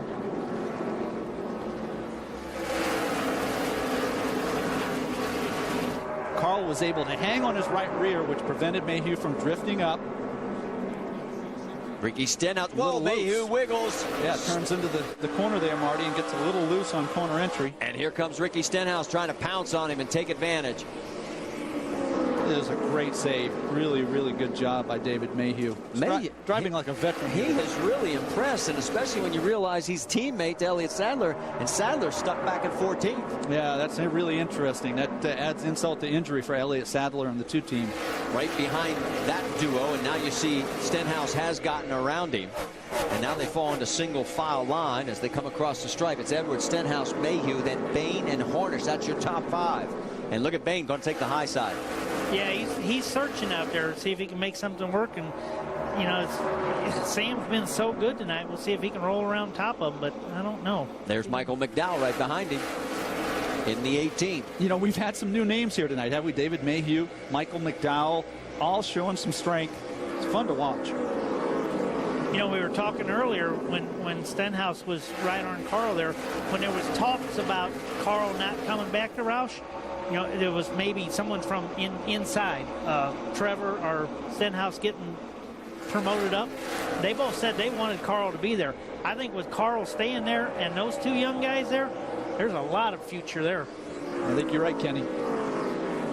Well, right now you can see Edwards and Stenhouse are trying to pull away from third place. And here we go, side-by-side action. Could we make it 3 wide going down the backstretch? Trevor Bain, here comes the 88 of Eric Almirola as he's trying to get up into the mix. And, oh, is this going to get tight? Typically, the driver in the middle will yield. It's just an uncomfortable position to put yourself in. Michael McDowell did that. Lives to run another lap. Leffler's in this mix. So is Josh Wise. You've got 5 cars all fighting for the same space. Yeah, you just mentioned Leffler. He slid the back of the car and turned sideways, getting into the corner there. There's a big save by Leffler. Let's get an update on that 88. How about it, Jim Noble? Well, the word from Eric Almirola, I'm loose everywhere. They tried to take a pretty big swing at it last stop. 4 tires, full load of Sunoco fuel, and wedge and air pressure adjustments. But right now, Eric Almirola still way too loose. You know, loose is a common theme here at this track, and we haven't been coming here for very long, but that's what I've heard from the drivers every year. And Carl Edwards said that that's ultimately what lost him the race in the spring. So I thought maybe he mentioned being tight earlier. That would play into his hand, but... well, and you would think the guys might have a better grip on it because we're using the very same tire combination that we used in the spring race. Yeah, that's a good point, Marty. And, you know, the difference is that was a day race, and this is more or less a night race, or it will be before we're done. You can see the sun still in the eyes as they head into turn number 4, coming out of 3. And you're on board with Eric Almirola as he has got a mirror full of Michael McDowell. The faster the track is, the more that loose bothers the driver, because you just figure that you're going to hit harder. Well, we were talking about loose. Let's go back and show you what happened to Michael McDowell. This is from the 88 of Eric Almirola. Whoa. Open the door. Thank you. I'll go through. That's a big slide. And, you know, you got to give Sam Hornish credit. I'm sorry, there's Trevor Bain to his outside. Trevor sort of sensed that. You know, and that's from your peripheral vision. That's not something that you can teach drivers. You have to sense that, and Trevor moved up to save both of them. Jason Leffler taking a peek underneath the 18, trying to move ahead. So far, McDowell able to hold him off. Josh Wise in the 7. He's also in that mix. You can see they're all battling for that 7th spot. And there's Brian Scott. Marty, there are no free lunches here tonight. We've seen cars clustered all night long, haven't we? That's what we love about this track. This is the way it's been. Let's get an update. First time we've had a report from pit road on that 7. How about it, Shannon? Yeah, it's turning out to be a really solid run for Josh Wise, who started this race 18th. And while most of the guys are battling loose conditions, the 7 is actually saying he is tight center off. We got some great racing right now, side by side, between the 38 and the 18 guys. And remember, Josh Wise, last time we raced here in May, he had brake problems early on, about 20 laps in, and he actually ended up finishing 29th. So really solid run for the 17. So as those guys continue to battle it out, let's check in once again on the race lead, because Carl Edwards and Ricky Stenhouse are trying to make it their own little show, at least for this stint, as they pulled a 1.6 second margin over David Mayhew in 3rd. There is Carl, and right behind him is Ricky Stenhouse. So the pair of Fords in front of the Ricky Mayhew in his debut in the Nationwide Series. There's positions 6 through 10 at Iowa. Approaching halfway here at Iowa Speedway, you're looking at our race leader, Carl Edwards. He's led a total of now 50 laps, and he has led the most laps here. We've had 7 different leaders, 8 lead changes, but Carl has never won here, even though he's finished every time in Iowa in the top 10. Ricky Stenhouse Jr. has won here back in the May race, his first Nationwide Series career win. He's had a good, strong car all night long. He's running a solid second, and he has done pretty doggone good. As we get ready to go up to speed with Nationwide Insurance, let's check in on David Mayhew. How about it, Rick DeBrule? Well, it's amazing how happy the team has been with this car almost the entire time. Really interesting, during that last restart, they were having a big discussion as to whether to start inside or outside. At first, David wanted to start outside. They ultimately talked about it, decided to start inside, but the team reminded him, don't forget, you got one of the best in the business starting beside you. Watch him, pay attention to what he does. Talking about Carl Edwards. Obviously didn't make it on the start, but hopefully he learned something. Let's move back a notch to car number 22, the one being driven by Sam Hornish. That last pit stop wasn't the best for them. Yeah, they got out quickly, but according to Sam, he said that the car is not as good after that last pit stop. The adjustments they made are kind of hurting it in the center. As a result, he's not moving up like he was. But one thing to point out with the team chief, crew chief, Todd Gordon, he says, you know, going from Brad Keselowski to Sam Hornish is like going from A+ to A. Good guys. Shannon?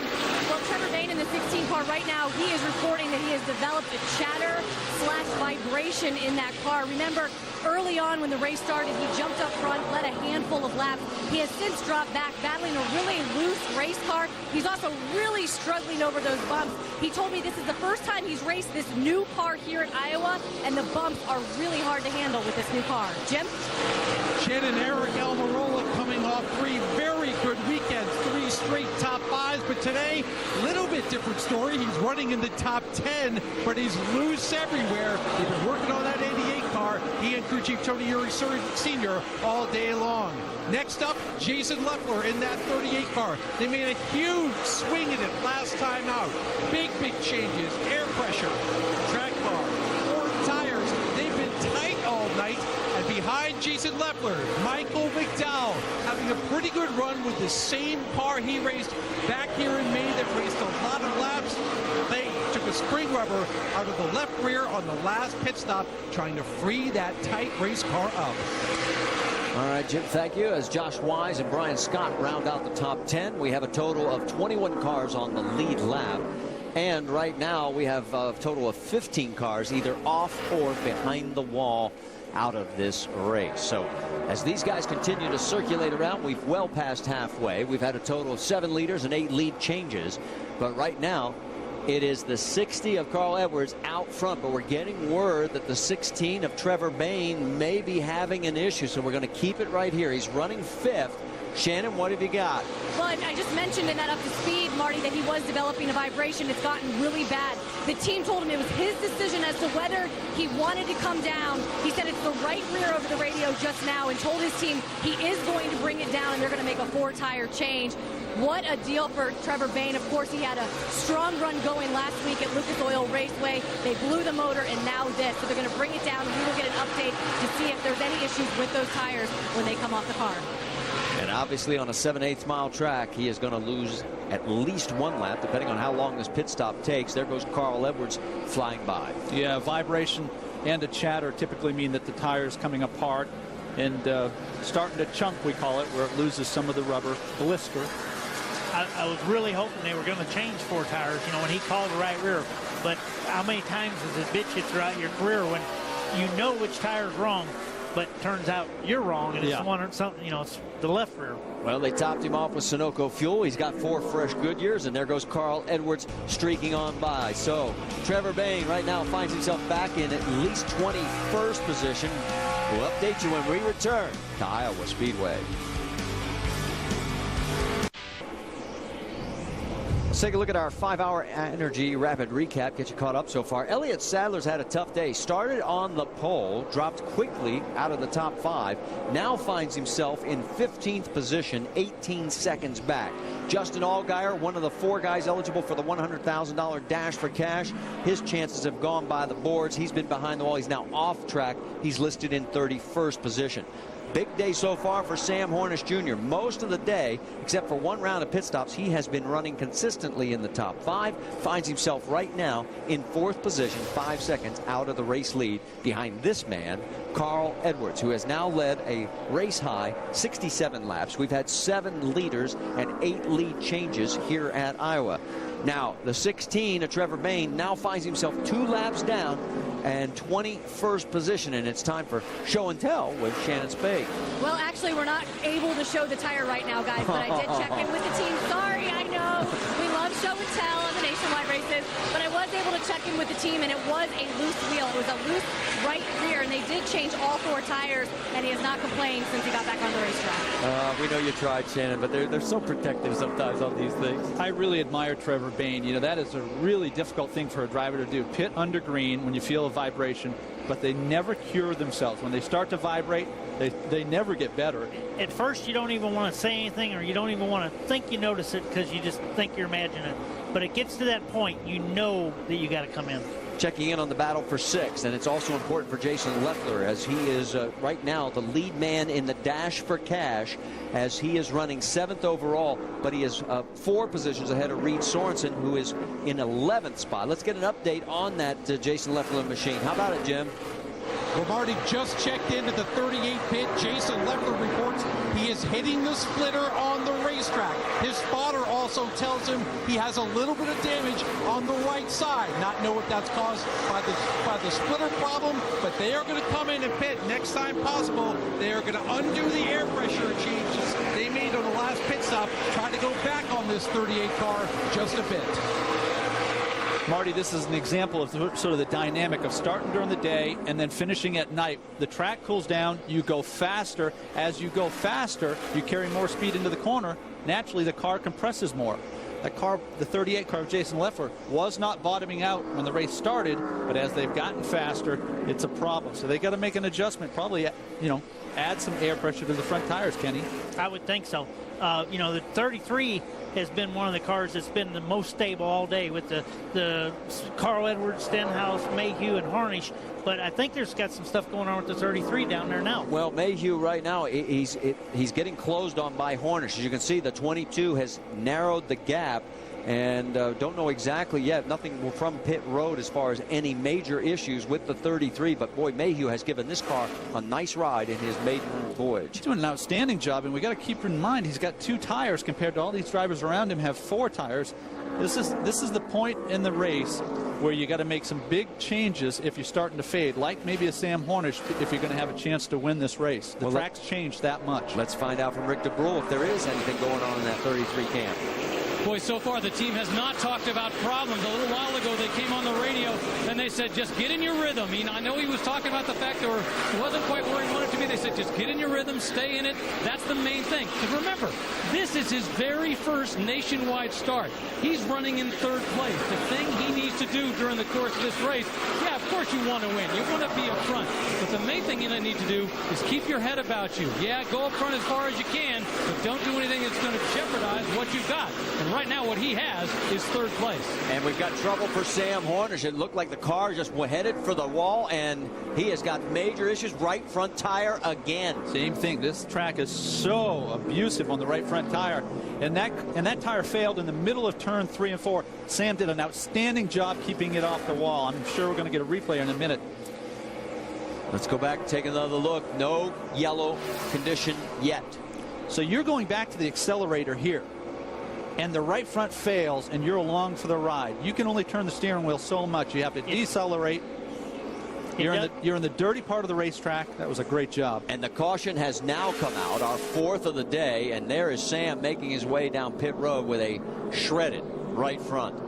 Tough break again for Hornish, as he had driven an excellent race.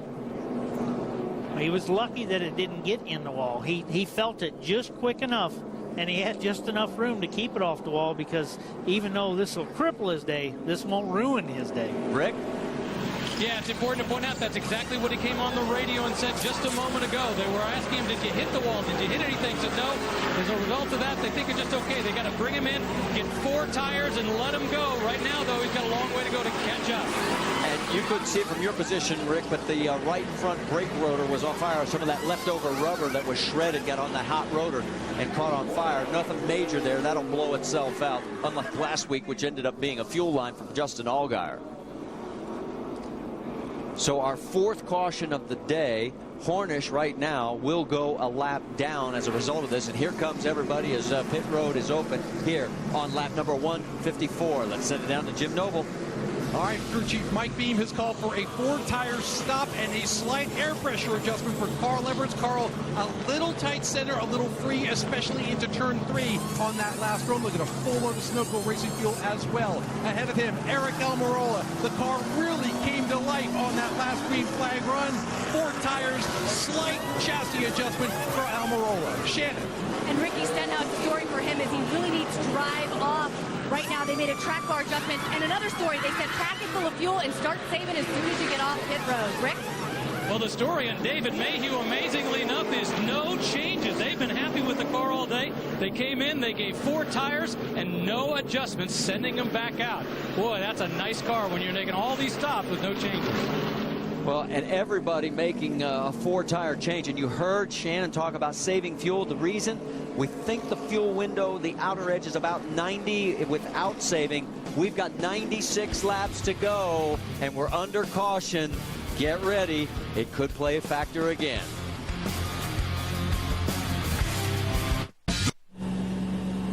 Welcome back to the U S Cellular 250. Make sure to go to NASCAR.com for all your latest NASCAR information. And while we're under our 4th caution, Sam Hornish Jr. had to come back in because running at pace speed, we thought what rubber was on fire from the shredded. He had to come back in because it was getting worse and looking more and more like the situation we had last week with Justin Allgaier. Yeah, and what you got here, I believe, guys, is that the brake duct caught on fire, and then the tire coming apart filled up the rotor.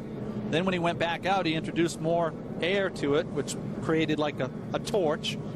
This is the end result. When Carl Edwards was running beside him on yellow, he said there was some fluid coming out. He said something was leaking out. So, you know, obviously it wasn't brake fluid because he was able to stop in his pit box. So it might be something else. Well, we told you Justin Allgaier's already got an issue, and he is out of the running. But now it is Jason Leffler. He's in 20th position, 1 lap down, back in pit road. Jim, what is going on? Marty, as you can see, beating and banging underneath the right front of that 38 car for Jason Leffler. We told you about the splitter damage. From my vantage point, the splitter looks okay. The damage is further underneath that right front wheel, possibly with some of the tie rods. They are pulling that fender out as well. Now Leffler revs the engine, and he will pull away. Well, you can't see it from your side on pit road, but he's obviously scraped the wall as well, and that created part of this issue. Yeah, he scraped the wall because the right front tire went down. And if a driver has a car with a tight balance, meaning that the front won't turn, they're going to be in trouble. They're better off hitting pit road now and making a big adjustment, because you're going to have a right front tire problem if you're tight.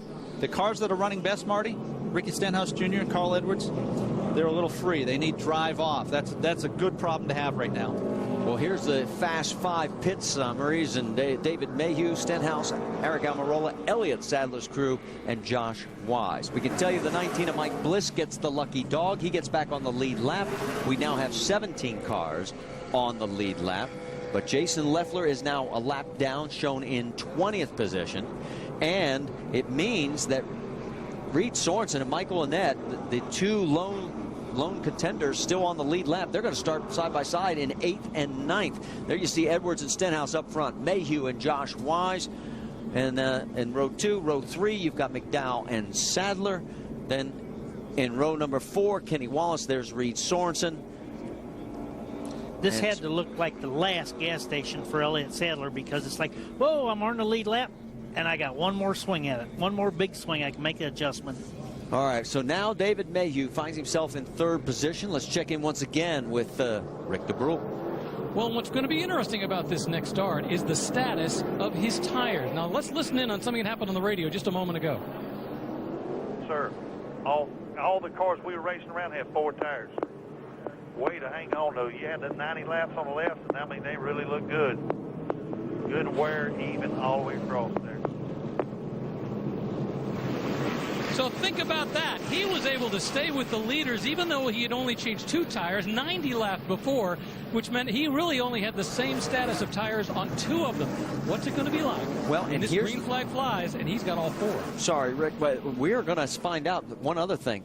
When we come back to green flag racing, we will have 90 laps to go, which is exactly where we talked about this pit window being. With these laps under caution, you think everybody can go ahead and hit the hammer, or are we going to see some more fuel savings? Marty, I think the guys that have a loose car or a free balance can hit the hammer. But if you have a car that's tight and you're abusing that right front, you won't be hitting the hammer long, or you'll be hitting the wall. Yeah, I mean, like I say, you have to be loose right now.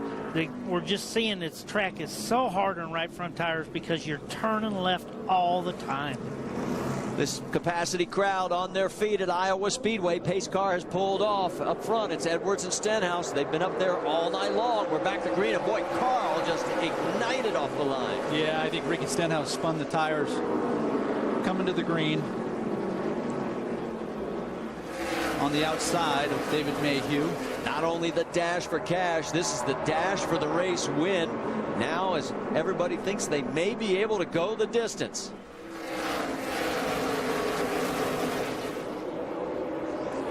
Ricky clears him off of turn 4. Take a look at the number 2, Elliott Sadler. All of a sudden, the 2 cars come back to life. Remember when he was stuck in that last cycle? He was 15th, couldn't go forward, didn't fall backwards. And here he is after a great pit stop, running in the top 5. This is a monumental comeback. On board with Reed Sorensen. Right now, Sorensen is in position to win the $100,000 in the dash for cash. And remember, he won back at Daytona. It's a little distracting, you know, thinking about 100 grand as you're making a pass. I don't think he's thinking about that right now. Well, you never know, huh, Kenny? He might not have been listening to us. Get on the radio and call him. Yeah, tell him about it. 3 wide. Kenny Wallace underneath Josh Wise. Michael McDowell thinks better of it. Look out. Kenny gets a little loose, and that opens the door for Drew Herring. You want to talk about a young man who's dedicated to the sport. Herring, his senior year of high school, was injured, shot accidentally in a hunting accident. Has spent 9 days in the hospital, said it changed his entire perspective on life. He knows what this opportunity means. He knows what is at stake, and he has just wrapped his arms around it and is doing the job. I mean, we have been impressed by him, but I just found that out from him today. What a nice young man. Yeah, that's inspiring. That's an amazing set of circumstances. You see Stephen Wallace making the pass on Uncle Kenny here. And see, Unc. Bye-bye. Yeah, a little contact when Stephen and Kenny went by, but it looked like it was on Kenny's part. He cut down all of a sudden. How about Scott Wimmer? He's given the 70 car the best ride we've seen in quite a while for that team. Yeah, we saw Scott Wimmer actually get the left side tires on the apron. These guys aren't afraid to get below the yellow line on the very middle of the corner, Kenny. They're using that to their advantage to get the car to turn. And we see that a lot at the short tracks. But, oh, we got the 18er on pit road now. What's going on, Marty? Jim? Tough breaker Michael McDowell, he reported a vibration in the wheel on that last pit stop. Remember, this is the same car he led a bunch of laps with back in the May race. Michael McDowell's been having a great top 10 run. His crew chief, Jason Ratcliffe, cheerleading all the way. But this loose wheel, this vibration, this unscheduled pit stop, going to really hurt the 18. And you saw on the left side of your screen, Wimmer got loose, ran up the track, so action all over this place. And here comes Stenhouse saying, Carl, do you remember when I passed you late in May and went on to win this race? I'd like to do it again. Yeah, that's interesting. You know, Carl's unable to stay to the bottom of the racetrack. I think Ricky Stenhouse is faster on the short run. Carl seems to even out on the long run, meaning 30, 40 laps. He just completes the pass here. Well, the last time he did slides up a little bit. And here comes that crossover by Carl. These guys, you'd think this was the last lap. Oh, and they touch. Is it the last lap? No. When they did it in May, it was with 18 to go. We've got 82 to go. Wow, look at this. And they are using up these tires. And here comes David Mayhew saying, hey, you guys keep beating on it. I'll pass at least one of you. David Mayhew has done this all night. Just gone about his business, capitalizes.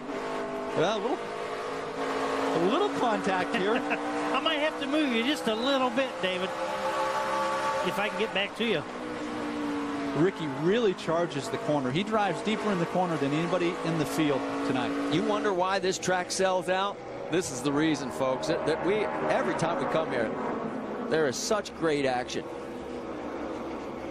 Let's go back and show you a replay of what was going on between the teammates. He makes the pass, but he carries a little too much speed getting into the corner. Carl's close enough to his rear bumper to get him loose, does the crossover, and then a little contact, runs out of room on the exit. And let's go on board from Carl's point of view. Wow. I mean, Ricky's down in there underneath him, just pulling up the siding, gets him a little bit loose right there. But slips up, Carl gets back by him. While all this is going on, Trevor Bayne has just pulled on pit road. There he is. He's now listed as 1 lap down. Could be worse. We're seeing a lot of loose wheels tonight. Yeah, we're seeing some strange things, that's for sure. That took a long time, and it looked a little confusion. Now they're going to go to the left side tires. Let's go to Shannon. Shannon? Well, moments ago, Trevor Bayne said that right rear was still really was not feeling good on the racetrack. He actually came down pit road that last pit stop, guys, and he had another loose wheel on the right side, so we'll definitely get down there and check to see if this could be the third one for the 16 tonight. Well, and one other thing we just found out, he was posted by NASCAR because he pitted after the wave around. And so he had to come back in again. Anyway, and now they're going to post him again, we're just being told. So his night is going south as he is 3 laps down, and he's going to have to do another pass through according to what we've been told by NASCAR officials. So another rough night. Remember, the engine blew up on him late in the race at Indianapolis, and we're going to stay right here because we're hearing words that there may be some debris out on the track. Some of the teams are reporting it as the race leader, Carl Edwards, lead over David Mayhew is almost a full second now, with Ricky Stenhouse Jr. 1.5 seconds behind. David Mayhew is faster than Carl Edwards, and the car looks more comfortable. Kenny, you made that point earlier in the race that David Mayhew in the 33 looked really good through the corners and through the bumps. Really rode the bumps good, and that seems to be a key to this racetrack. Well, right now it is Carl Edwards. He has led a race high 98 laps. We've knocked down 175, which means just 75 to go here at the Iowa Speedway.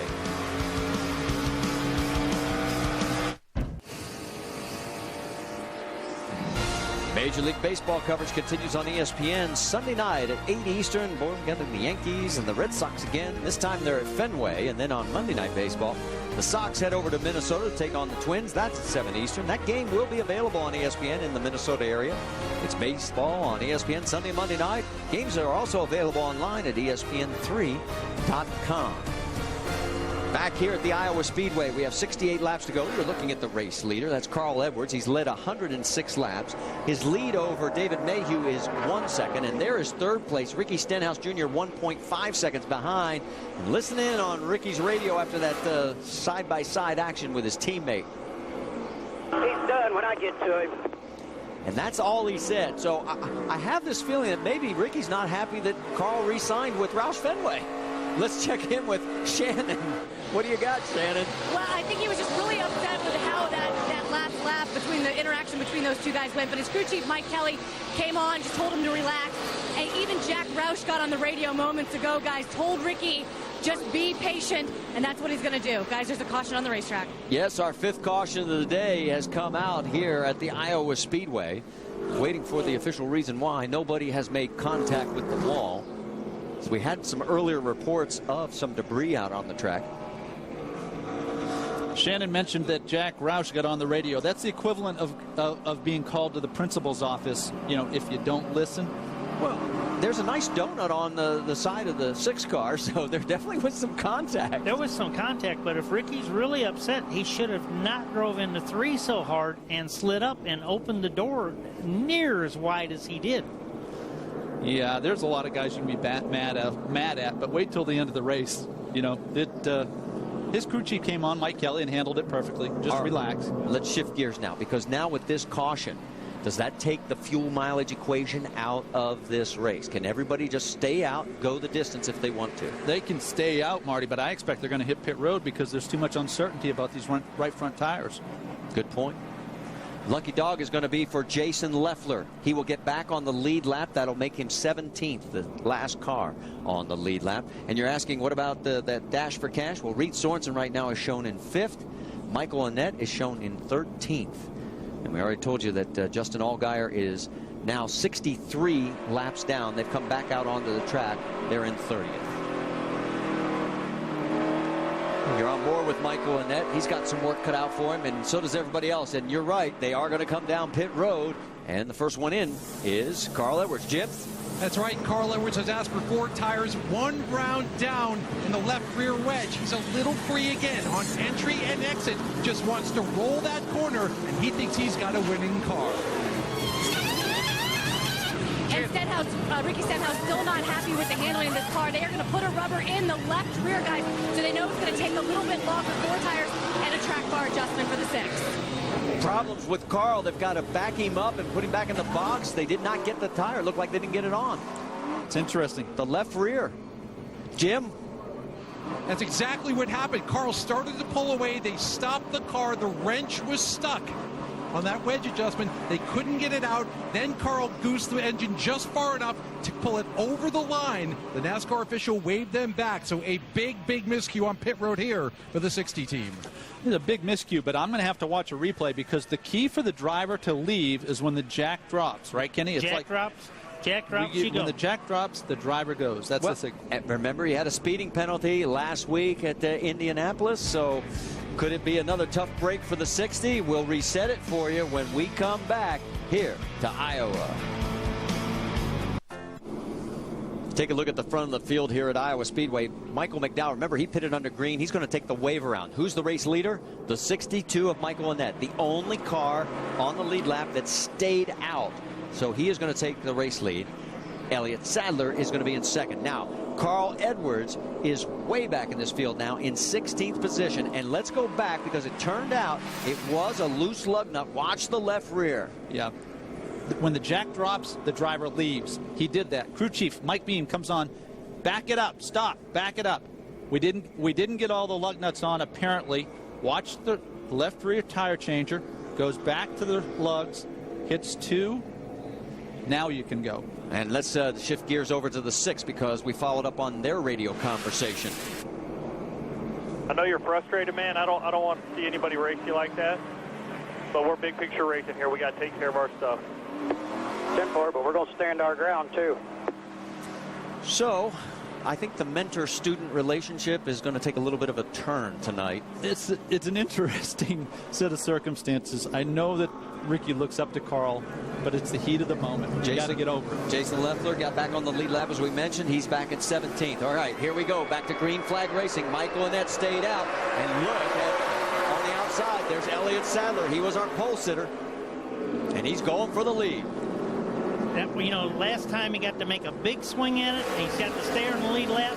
They got it 90% there. If he was able to make that last adjustment they need right now, he's got himself in a heck of a position. Remember the dash for cash. Annett in the 62, and here comes Reed Sorensen in the 32. Those 2 blue spoilers, and Sorensen is going to take the spot.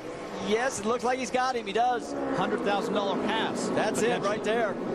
Now he's got to hold on to it. Here comes Stenhouse. He wants to get around him. He wants back at a piece of Carl Edwards.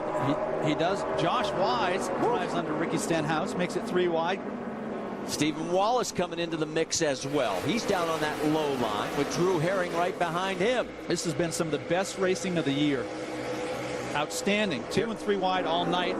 Look at the low line, the 60 of Carl Edwards. It took Edwards 22 laps to move from 17th to 10th at the start of the race. We still have 58 to go here. And he's started going as soon as they threw that green flag because he needs all the time he can get. Yeah, I think he's trying to capitalize on these cold tires, fresh tires, Kenny, because as the tire pressures build, you lose that edge. You lose that little bit of strength. Carl restarted in the 16th spot. He's now moved in to the 10th position. So he's picked up 6 spots already. Still got a lot of time, guys. 57 laps to go. If we have another caution between now and the end, it wouldn't surprise me that they hit pit road, so he's got plenty of time. Okay, here's where this team car stuff comes in. Just like we've seen Carl and Stenhouse, now we see the KHI cars first and second. This is an amazing recovery for Elliott Sadler. It really is. He was in jeopardy of losing a lap 50 laps ago. Now he's leading the race. It is Sadler, Mayhew, and then Eric Almirola. 3 top 5s. And then a little bit further back, you got Sorensen, Stenhouse, Wise, Wallace, Herring, Edwards, and Annette. So Annette has dropped like a rock from the restart. He's now running in the 10th spot. As we focus in on Reed Sorensen. Sorensen in that 5th position right now. Reed Sorensen is the Matt Kenseth of Nationwide Racing. He's quiet, he goes about his business, he keeps you in the game, and at the end of the night, he's typically in the top 5. And there's Josh Wise giving him all he wants right now in that 7 car. And Carl coming. Carl is coming. There he is right on the back bumper of the 66 of Stephen Wallace. I'll be looking to the inside here, Stephen. And Carl just gets around him that quick. Now what's going to be exciting, Carl passes a couple more cars. Yep. And then we're to the 6. Well, like I said, the Sorensen would like a piece of that 60. He's made no bones about it. He's going to get an opportunity. I think so. I gotta believe that Carl's going to be use a little more etiquette when he gets to him this time. As you see, Ricky is sizing up Eric Almirola. These guys continue on this path, and there's Carl trying to close in on the 32 of Reed Sorensen. You can see the donut right in front of the 6 on the left side of Ricky Stenhouse's car. That's what he's referring to. That's what he's frustrated about. Carl got a little loose out before and got into the side of him. Now I know Carl and Ricky. The donut, Kenny. Right. I know Carl and Ricky are in traffic right now, but when we have Elliott Sadler out there leading, you know, he has been the fastest car for the last couple laps. So not just track position, they're getting things right now. Give credit to Ernie Cope and the crew. 2 great pit stops got Sadler back into this position. Now he is doing his job. As you're right, he is either the fastest or second fastest car, and the other car that's fast is the one right behind him, David Mayhew. So right now, Kevin Harvick's got to be sitting over in Pocono saying, hey, I like this picture. Yeah, he wasn't saying that earlier. Yeah, that's for sure. But it's Eric Almirola in 3rd. There's your top 5. We've got 50 to go.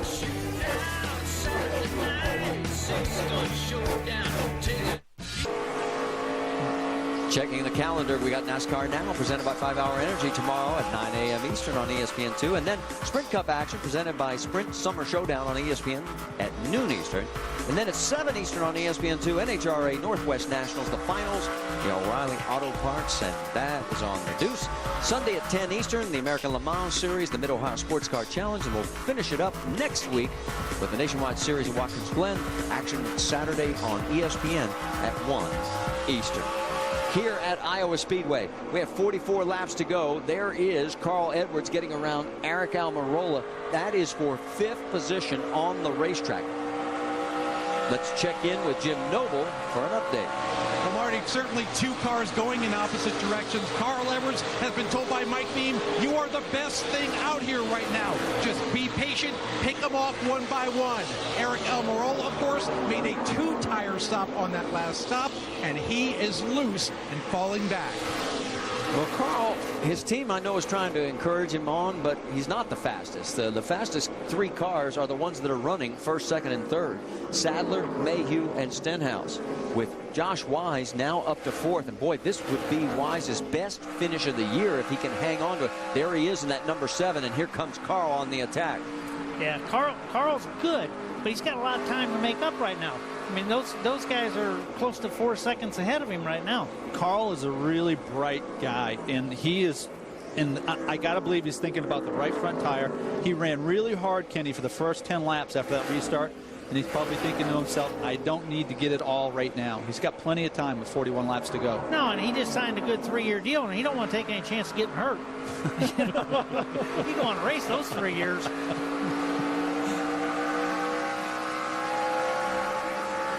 He's picked up 11 spots since the restart 20 laps ago. But he's over not the bump. Just marching through there. Well, you get to this point where everybody's a little bit better now, and right. so the quality of the competition is improved. Right. And that also is a factor. So he's got his work cut out for him. And you can see the gap from his view. I mean, he can't even see that race leader right now. But you can also see him lose the front end as he gets within about a car length and a half. He loses the front end on this car right here.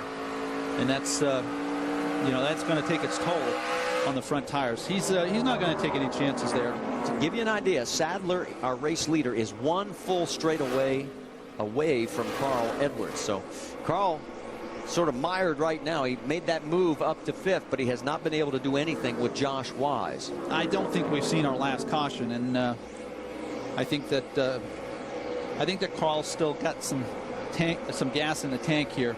If we get a yellow, I don't see it happening without a yellow. Yeah. Not with 38 laps to go. We'll find out. I'll tell you what, right now, there is the number 2 of our race leader, Elliott Sadler, and that's what it looks like as all of a sudden here comes Carl as he's got a fender underneath the 7, but there's lap traffic in front of him, and Josh is going to try and pin him down. Track is really wide, especially on the backstretch.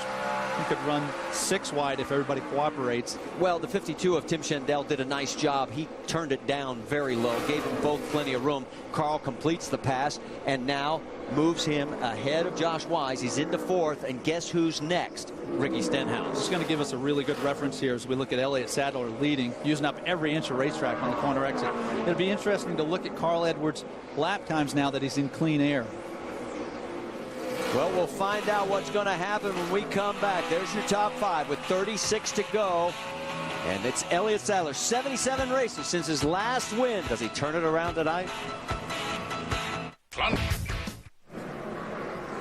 Under our 6th caution here at Iowa Speedway, you're looking at what is left of Blake Cook's Dodge as he tagged not 1 wall, but 2. Yep, right front. Goes down, and then when he hit, I think he lost the brakes, Marty. Big impact. Typically, it can break the caliper off. Hard hit there. Yeah, that's just the first one. That's the first one. Yeah, this one is a harder hit. Yeah, look at this. This is a lot harder hit. Oh, man, that hurts. No safer barriers. The safer barriers are all the way around the outside of the track. Well, he's thankful he had it out there, and then he... Yeah. But he's looking. See, the rear brakes never locked up, and I think he probably broke the caliper on that first impact. All right, leaders did not pit. They stayed out, but we'll keep our eye out. The 62 of Michael Annett did pit. Remember, he stayed out the last time, so he'll have some fresh tires. So we'll reset it for you, and Michael McDowell will get the lucky dog, and that'll put him back on the lead lap. Under our 6th caution after hard contact for Blake Cook in the number 81, and let's reset it for you because the front runners all stayed out. Elliott Sadler, his pit crew for that number 2, in the last 2 rounds of stops, picked him up 10 positions in pit road. Now, behind or alongside of him on the restart will be his teammate David Mayhew, who's done a stellar job in his debut. And look what's gonna be in row number 2. Let's take you back a few laps ago, as this was Ricky Stenhouse and Carl Edwards going after each other. Ricky drives deep in the corner, makes the pass, but carries too much speed in the corner, allows the car to slide up. Carl's close enough to make him loose, does the crossover, comes off the corner, and just runs out of room. Yeah. He was really hard in the gas is why he ran out of room. Yeah, I mean, Ricky smokes in there. Now, Ricky's loose now. I mean, he slid right up in front of Carl, so, it's not like Carl made him loose. And then Ricky was still gathering it up when they got together. I mean, I didn't see where Carl really did a lot there. All right, let's listen in on Ricky's radio. Now remember here, you got the best car. Your lap times are better than anybody out there. I don't want you focused on anything but getting out lead and checking out. Now, that's a team trying to keep a 23-year-old focused on the ball. Yeah, well, I think if you're a member of Ricky Stenhouse's team, you love what he said. He's frustrated. He didn't like what Carl did. I can't say that I blame him. He's got a donut in his door, but regain your composure, focus on the big picture like Mike Kelly told him, and I think he's in a great position here. Let's check in with Jim Noble. Remember a week ago in Indianapolis when Carl and Ricky got together, Carl walked over to Ricky when we were about to interview Ricky post-race, expecting some sort of apology from Stenhouse, and none was forthcoming. So when Carl pulled a similar move here tonight on Ricky, I was in the number 60 pit, and there were big smiles all around on the crew members of Carl Edwards. I didn't know you could be mad now just because you get a donut. Boy, somebody get you turned around upside down before. That's what you had to do, get mad a long time ago. Took a lot to get us mad, Yeah, it didn't took a lot, but now he bumped me. That's great stuff by Jim Noble. That's interesting that this goes back a few weeks. And take a look at the 1-2 finishes this season with Roush Fenway Racing. And it was Iowa here where Ricky got the better of Carl. Carl got the better of Ricky at Michigan and Nashville in July. They're running 3rd and 4th right now. Lights are out on the pace car, so let's reset it for you. We've got a total of 18 cars on the lead lap. It's Elliott Sadler up front with his teammate from KHI, David Mayhew, just doing a marvelous job. Yes, he is. And then in row number 2, we've already talked about those two guys, so let's move on to row number 3. As Josh Wise and Eric Almirola line up side by side. Here is your man leading the dash for cash, Reed Sorensen, as he's alongside Stephen Wallace. Kenny Wallace and Brian Scott round out your top 10. And the lineup is not correct. NASCAR is going to hold it, and the lights are back on. This is an interesting set of restart. You got the front 3 rows are teammates. So the opportunity to make somebody in your camp mad exists. Now, we talked about Stenhouse and Edwards. We've read chapters 2 and 3. We're about to read chapter 4, I think. All right, lights are out. Let's get a quick update from pit road. How about it, Rick DeBrule? Let's start off by talking about the tire strategy for the front row. The last time Elliott Sadler came in, who's leading the race, he only took 2 tires. His teammate, David Mayhew, right beside him, took 4 tires. They have been on the radio constantly making it a point to remind David Mayhew that Reed only took 2, that their tires are going to be better. If he can take the lead, they think they can run away with this.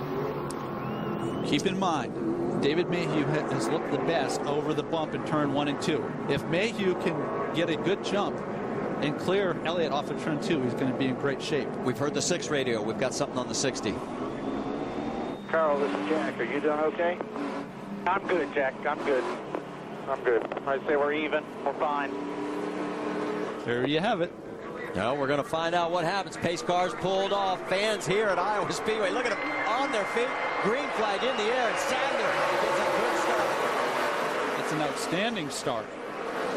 Carl Edwards is really capitalizing. Sticks to the bumper of Elliott. Gets a little wiggly and turns a little loose in turn 1 and 2. And look at Stenhouse shootout. He's going to try and make a run underneath on the 33. And oh, here we go. Side by side with the 60. Oh, Mayhew gets a little nudge from behind. Runs him up towards the wall. That was quite the move for Ricky's part there. That was a spontaneous move, and that's typical of a young driver. That was impressive. The top 3 are trying to check out on the rest of the field. Down the backstretch, side by side. Stenhouse down low. Stenhouse driving deep in the corner here. Stenhouse and Carl can't even see that 2 car right now. They're just thinking about each other. Yeah, that can lead you into trouble, can't it? Oh, that can lead you into trouble. Yeah, you got to get over this. I think that Carl knows if Ricky clears him, he's gone.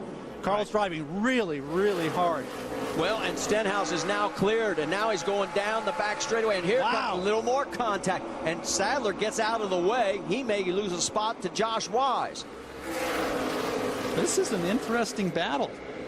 You'd never know these guys were teammates. Well, yeah, I was surprised to hear the comment by Carl Edwards. This obviously goes back to last week, and what we saw off turn 4 earlier in the race was a little bit of a payback, a little bit of, all right, whatever you give me, I'm going to give you back.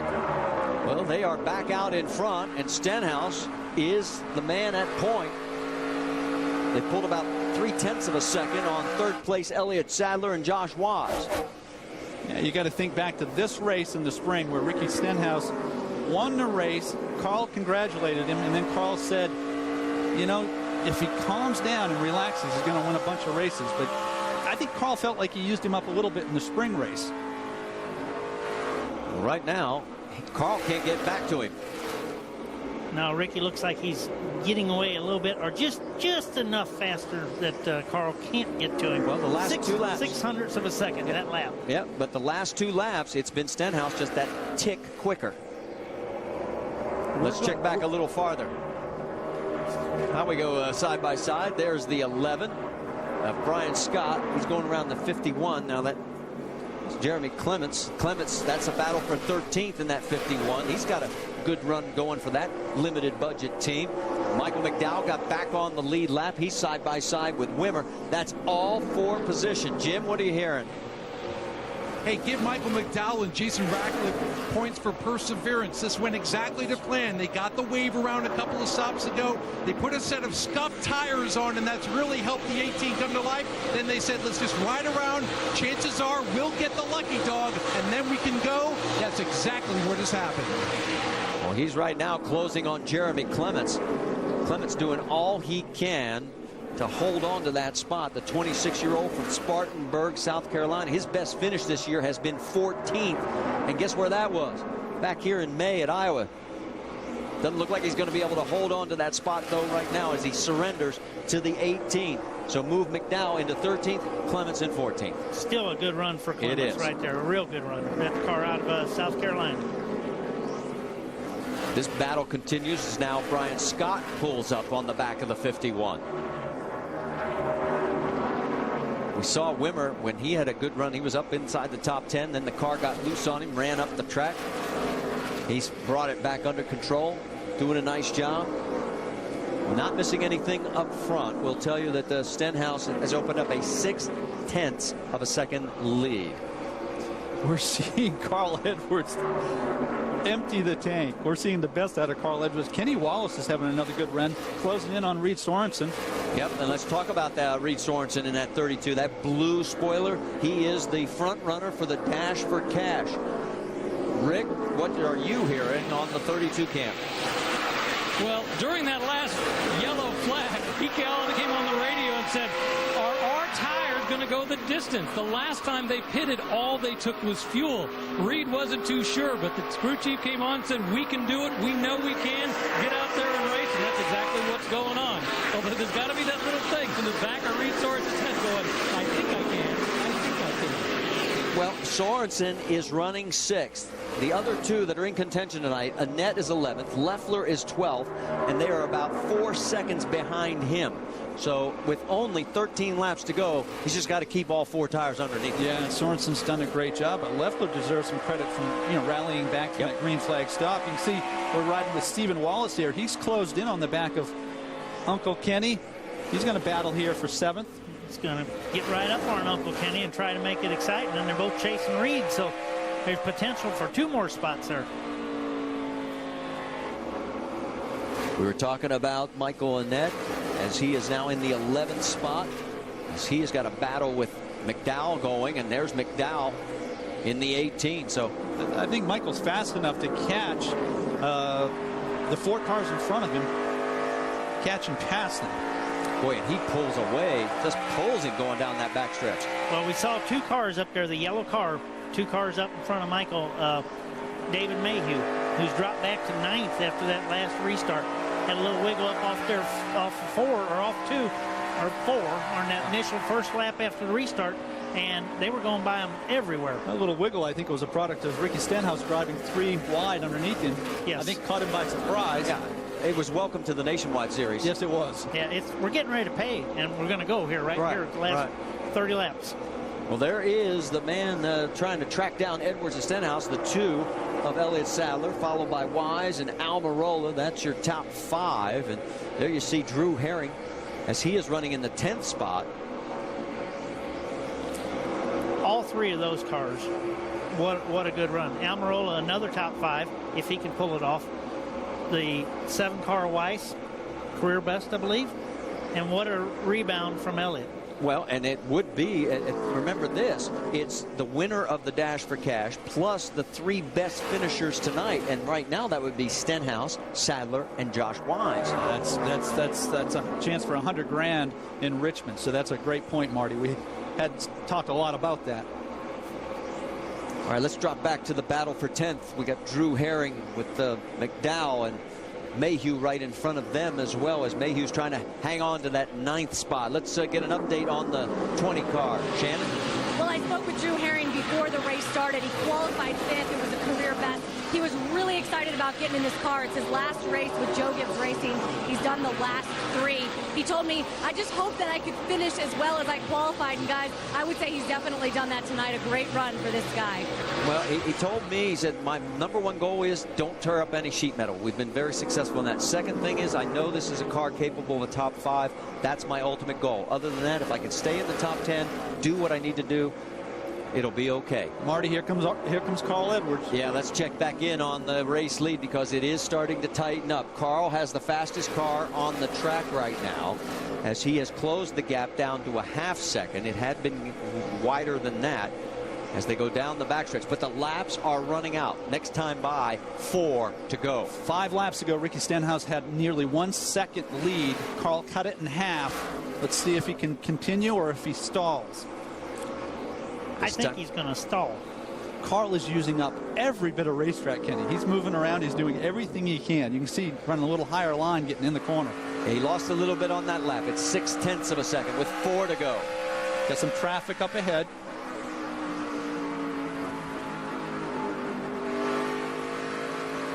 It's a lot harder to be up here and watch than it is looking through the windshield. Well, the 2 lap vehicles in front are Charles Lewandowski in the 40 and the 14 of Eric McClure. That's McClure that he's getting around right now. So Stenhouse is cleared. Here comes Carl. We're down to 3 laps to go. I don't think Carl has anything for him. And Carl had to lift off turn 2. He didn't. He caught the 14 in the wrong place.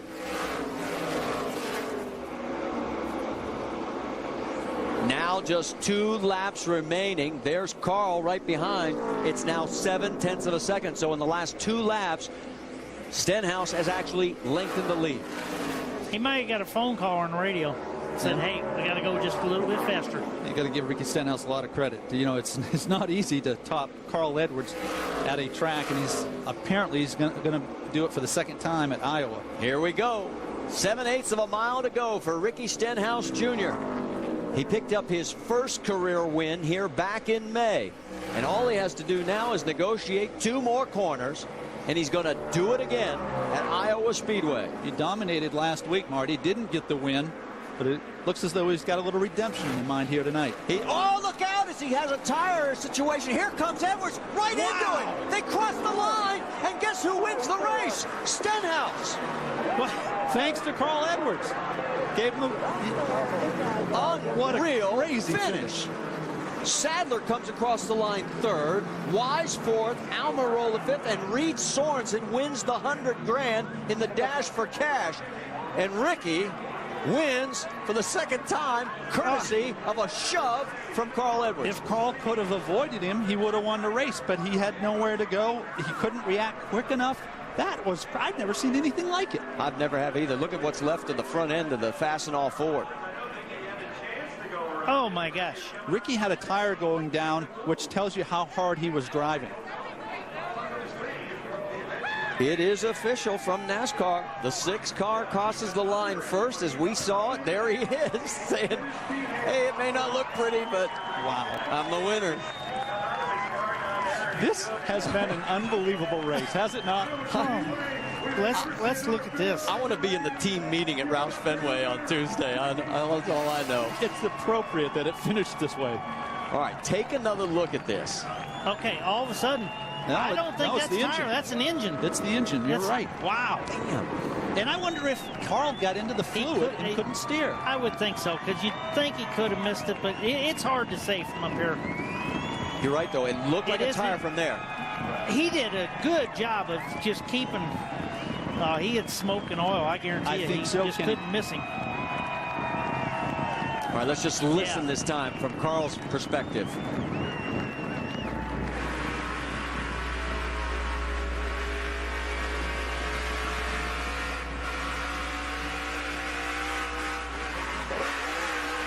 You could hear the rear tire spinning. And you couldn't see anything, and neither could Carl. No, and he couldn't steer. All right, let's show you this finish. The margin of victory is 66/1000th of a second. Well, he wasn't beside him, he was under him. Again, it's appropriate that they came together at the finish because, you know, this has been brewing, right?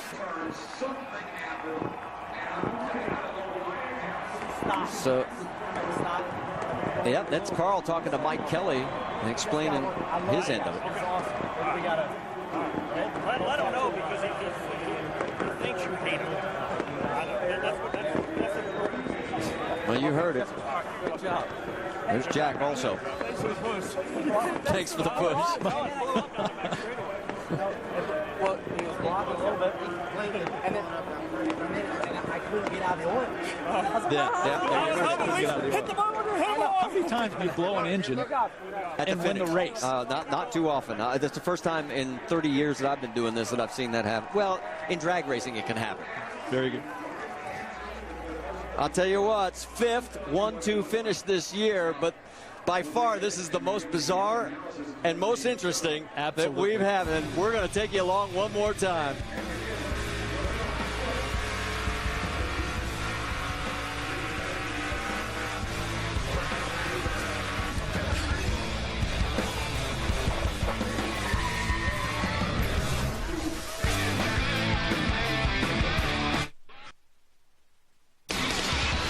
NASCAR Nationwide Series in Iowa is brought to you by Nationwide Insurance.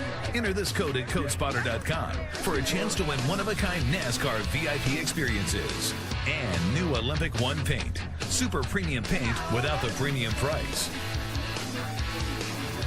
Boy, this capacity crowd has seen one of the most bizarre and interesting finishes. Look at Kevin Moss's reaction in the flag stand as Carl jacks him up. Fans, don't forget to play DirecTV NASCAR head-to-head. It's knockout. It's go to directv.com/NASCAR. Fill out your brackets today for the chance to win $1 million. Last chance to enter is tomorrow at 12:30 Eastern. I'm not sure tomorrow's race at Pocono will be this entertaining, but this sure was. Jim, let's talk to Carl. I'll tell you what, this might be one of the more interesting post-race interviews I've done with Carl Edwards. Let's start with the finish. I think you were about to tell your crew, sorry guys, I was too tight, and then Ricky just blows in front of you.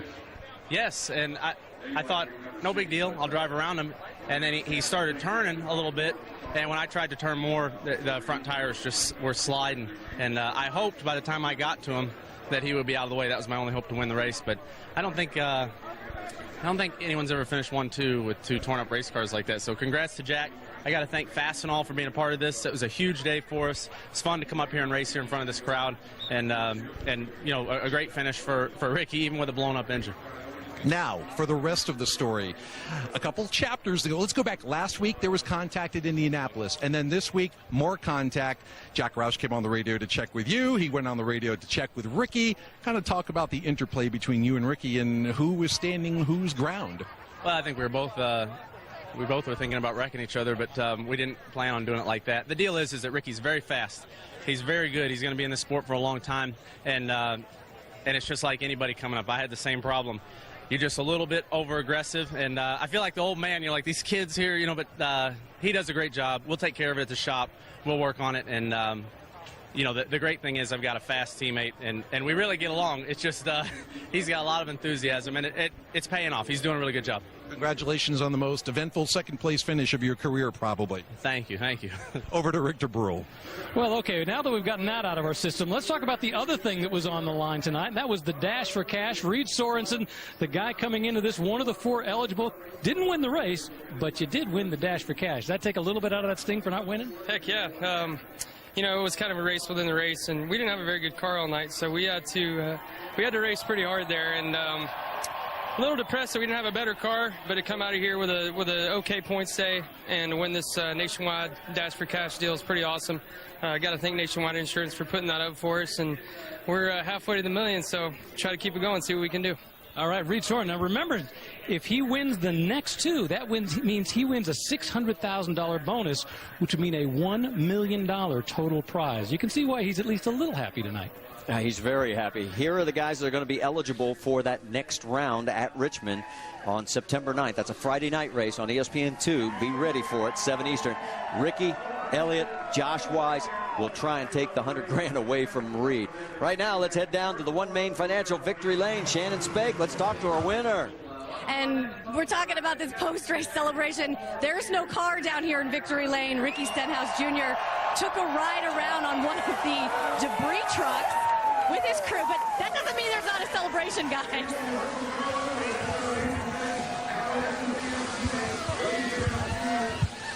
Ricky Stenhouse Jr. sweeps here at Iowa. Okay, first question, last lap. What happened to the car?